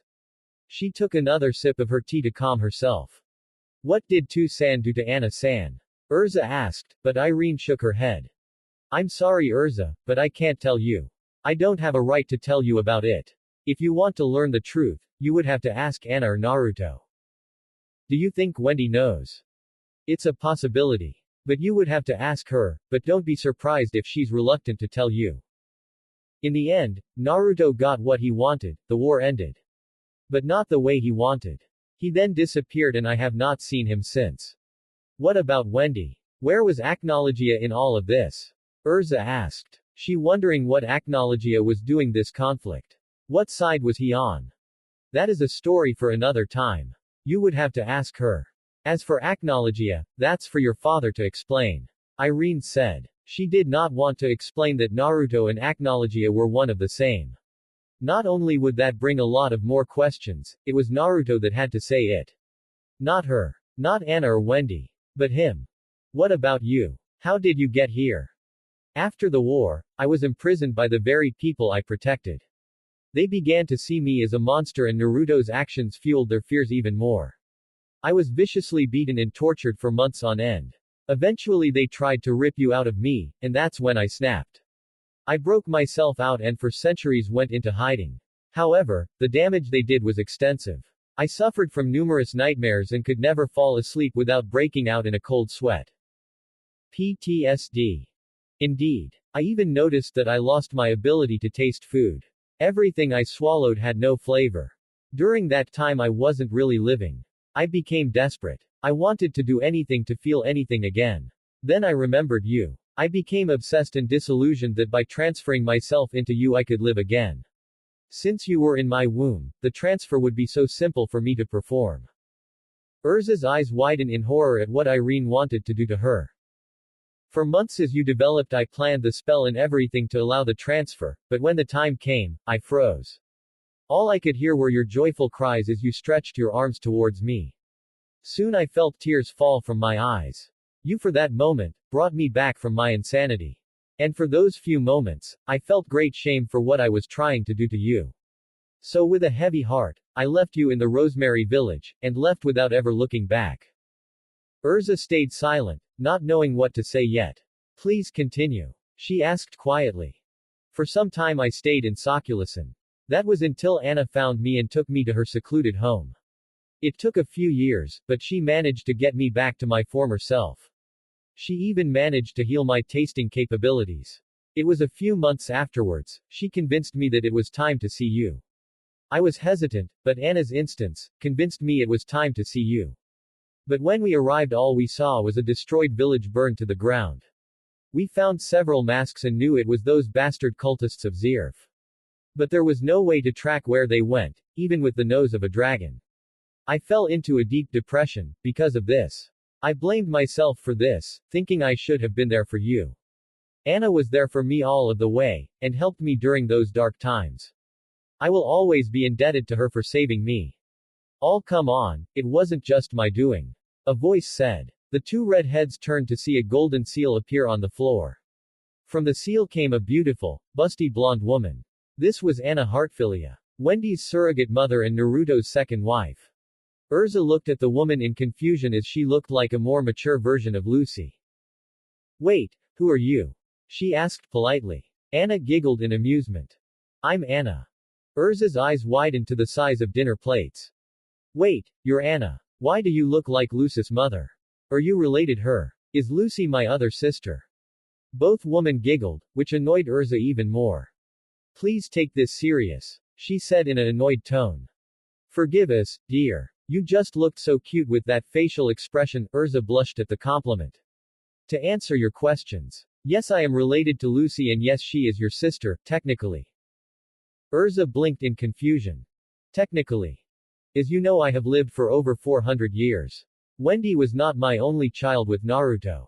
I've had others with him. One of my children would follow my family line and continue on to this era.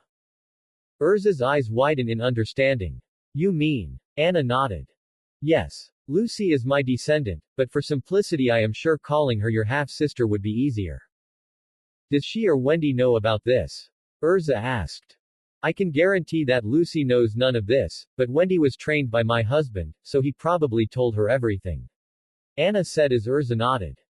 I see. She said. Urza, I would like to ask a favor. Please don't tell Lucy any of this yet. I don't think she'll be ready to hear any of this. Anna said. I understand. This is a lot to take in. Even I am having trouble taking all this in. When do you plan to tell her? Urza asked. I will tell her by the end of the games, and that includes how I came to this time period unless Wendy or Naruto say something prior. Everything goes back to them, I suppose. Urza thought before nodding. All right. Urza, what do you take about all this? Irene asked with some trepidation. Urza took a deep sigh. I don't know what to feel. I can't judge you for actions during the war or the lives you took, since I have never been in a war. So I don't think I have a right to judge any of the choices you made. Those decisions may be the very reason I am here today. I understand what you went through during your time imprisoned. When I was captured, I was turned into a slave by the cultists to work on something known as the Tower of Heaven. Every day was a nightmare and I was forced to watch as I lost many good friends, because of it.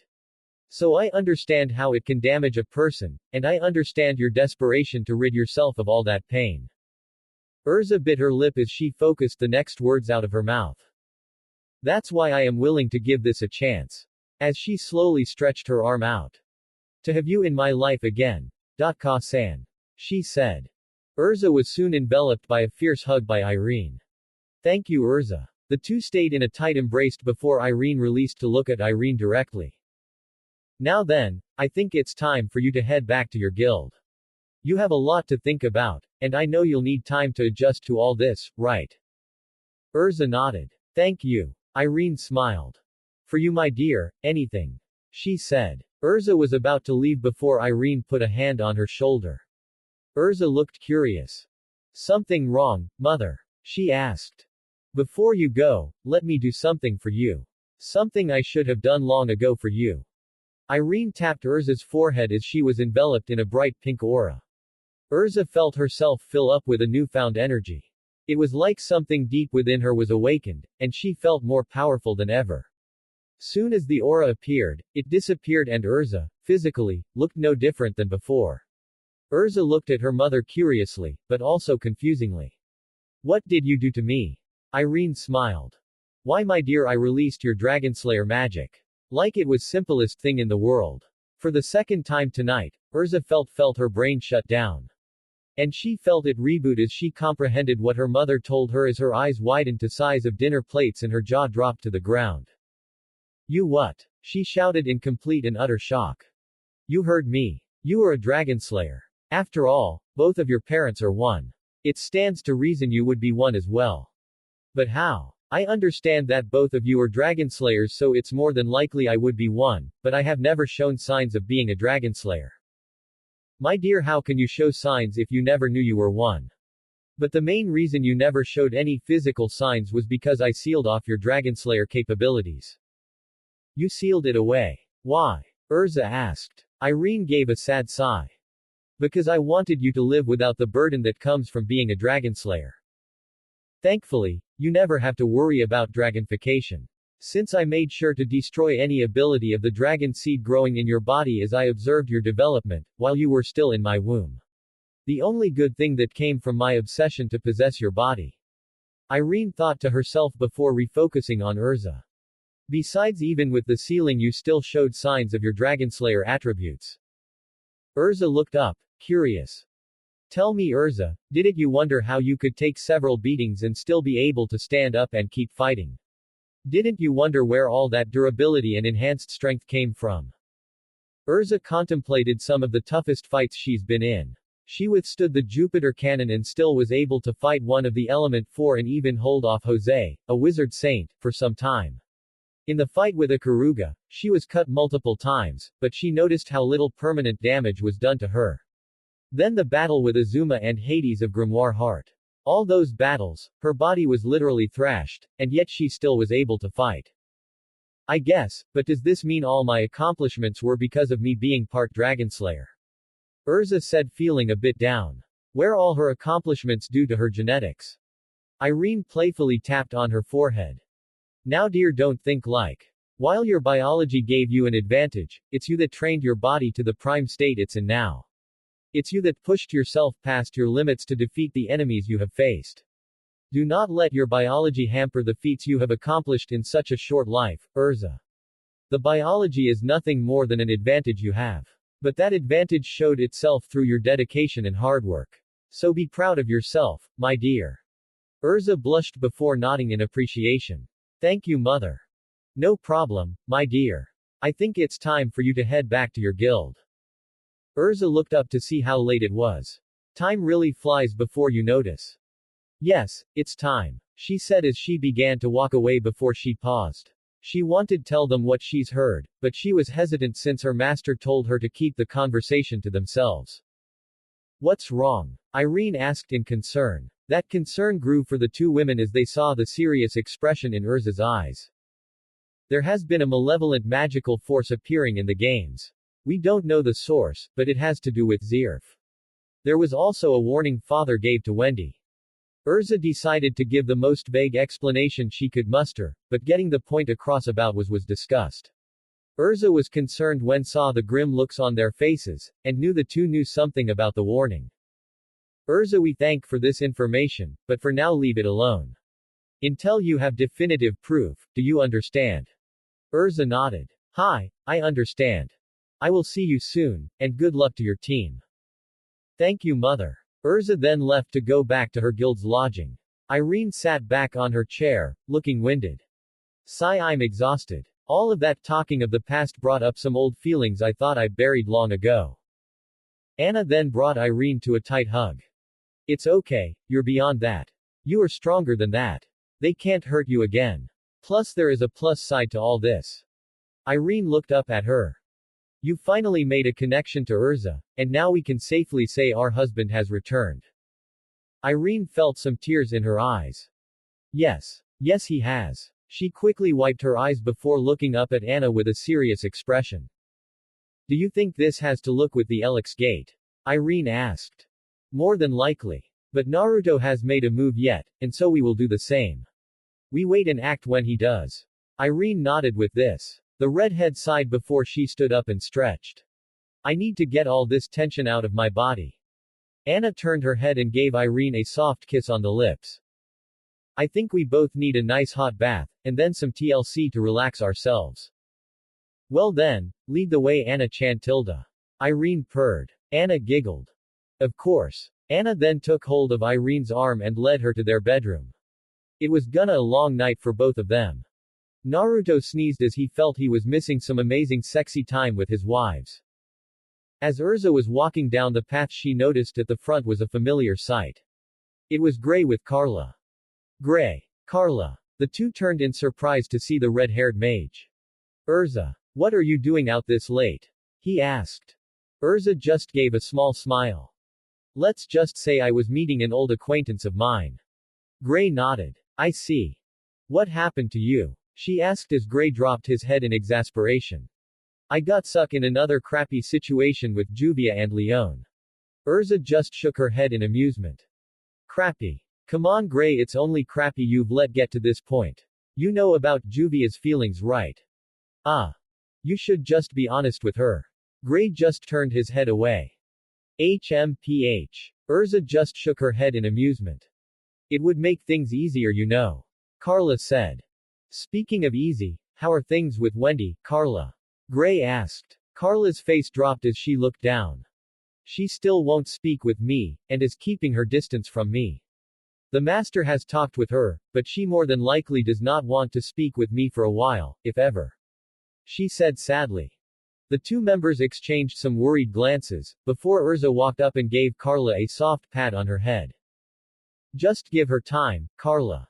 I'm sure she'll come around eventually. Carla nodded, but was still not sure if Wendy will ever open up to her again. Let's get to the guild's lodge. They nodded as they decided to get some sleep. Fairy Tale Lodging, few minutes later.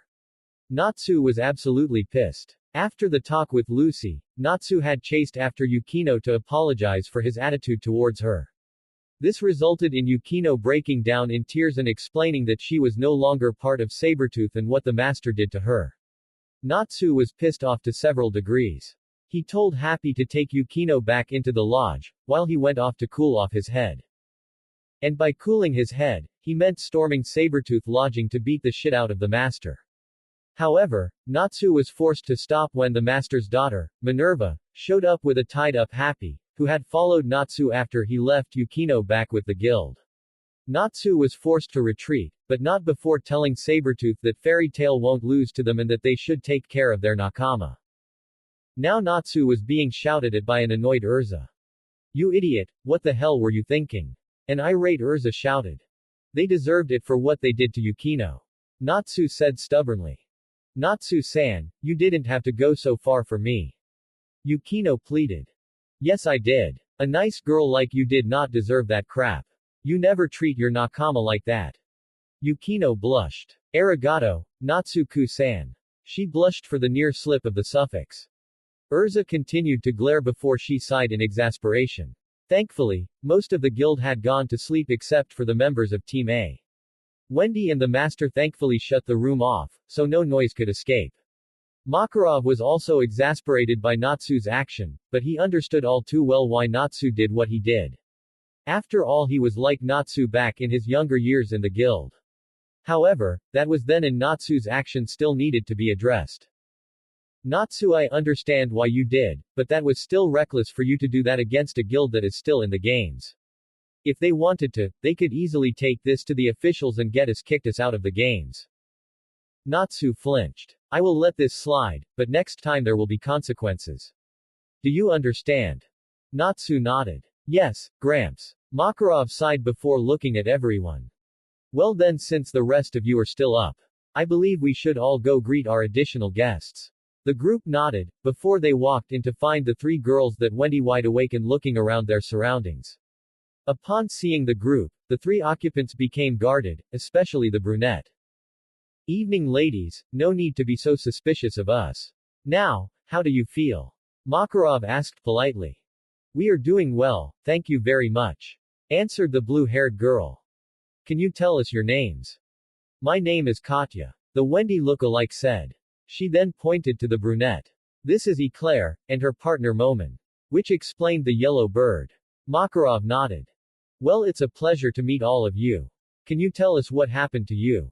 Makarov asked. This time Momin began talking. "Well, we were just traveling when we came across the news about Fairy Tail entering the games. Katya was always a fan and begged for us to make a stop at the games for at least one day." Katya blushed at this. "The city was in our stops, so it wasn't a problem for us. However, as we entered the stadium we got lost trying to find a way to the stands. That's when we noticed we were being followed. We managed to lose them for a few seconds and ran in a random direction, which happened to lead to your guild's infirmary. We tried finding a place to hide inside, but that's when Perliuzica came and asked what we were doing. Those goons heard her and then jumped us, and you know the rest." Makarov and the rest were quite concerned at this. Because of their tensions with Raven Tail, innocent people got dragged into this. They were glad that Wendy was passing by at the right time. "I see, it's a good thing that Wendy was passing by, otherwise you would still be in their clutches." "Thank you, Wendy-san," Katya and Momin said in appreciation. Wendy blushed before she scratched the back of her head. "Ah, it's nothing. I just wanted to help." Eclair just looked disinterred with all of this, and still kept herself on guard unlike her champions. "So are we allowed to leave?"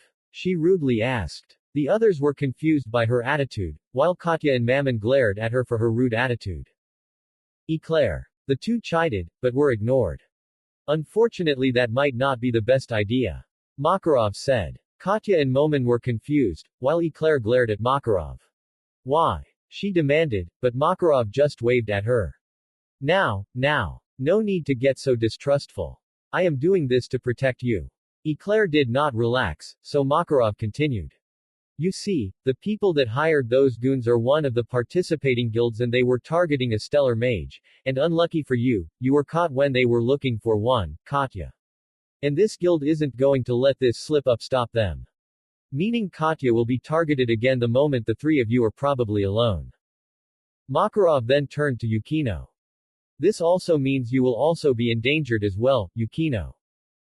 This concerned the forementioned. What are they supposed to do now? They can't stay locked up forever. "What do you propose then, Makarov-sama?" Yukino asked. Makarov gave a smile at the novel idea he had. "I have a simple solution. This got everyone listening. You can stay with us for the duration of the games. You get a nice roof over your heads and front seats to the games. Then after the games, we can help you get supplies and you can be off to your journey once more. Katya and Momin had stars in their eyes. That was the best deal ever. Katya was especially happy, since she could be with her favorite guild. Eclair was the one still not happy about this. That sounds awesome. What do you say, Eclair? An excited Katya asked. Come on, Eclair. It will only be for a few days. Momin reasoned. Eclair looked between the two and saw nothing she said will change their minds. She sighed in defeat. It's a few days and hopefully nothing bad will happen. Fine. It's better than being captured again. She muttered. Makarov nodded. Yukino? Makarov asked. I would be honored, Makarov-sama. She said in appreciation, but Makarov waved her off. Think little of it. Now then, let's all get some sleep. Wendy was about to walk to her room, but was stopped by Urza. What's up, Urza? Can we talk in private? She asked. Wendy could tell this was something serious and nodded. Once they entered an empty room and put some privacy seals, Wendy sat across from Urza. So what's wrong? She asked cutely. Urza bit her lip and as she tried to find the right words to say. I met with Irene. Wendy's eyes widened before they returned to normal, but her eyes gained a bit of excitement. Well, that's another secret gone. I see. So you know. You're my sister. Wendy nodded happily. Yes. Wendy, why didn't you tell me? Urza asked. While she was happy to have an extended family, she was still confused, why Wendy never said anything. Urza, I really wanted to, but it was not my place to tell you about Auntie or us having the same father. They needed to be the one to tell you. They needed to be the ones to admit their mistakes and own up to them and accept the consequences. Both the good and the bad. Urza nodded. I guess I can see your point. So how much did she tell you? Wendy asked. She told me about how she met father, and their relationship. Urza blushed, still not able to say that with a straight face. She also saw Wendy's cheeks gain a noticeable pink hue. I see. Yeah, it takes some time to get used to that. Took me months before I could listen to that without steaming. What else did Auntie say? She told me that she was a dragon slayer from 400 years ago like father and the war they participated in. His descent into madness, and why neither of them were there for the two of us. I also spoke with Anna-san. Wendy perked up at the mention of her surrogate mother.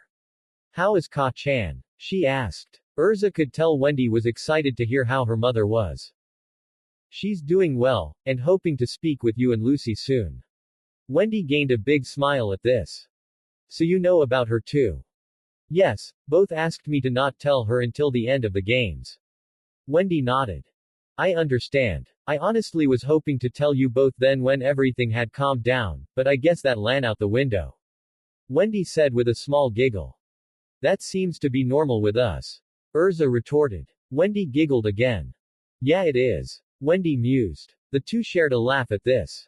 Urza then got serious as she looked at her sister. Yeah, still felt weird to say, and yet felt so right. Wendy, there are some things Ka-san wouldn't tell me about. Like how are you older than me, but still look so young. Also what happened between our father and Anna's other child. Urza could see Wendy's face fall a bit as her eyes got filled with sorrow, but before she could speak Urza raised her hand. I won't force you to tell me, Wendy. Honestly, I don't think I can handle any more hard truths for the night.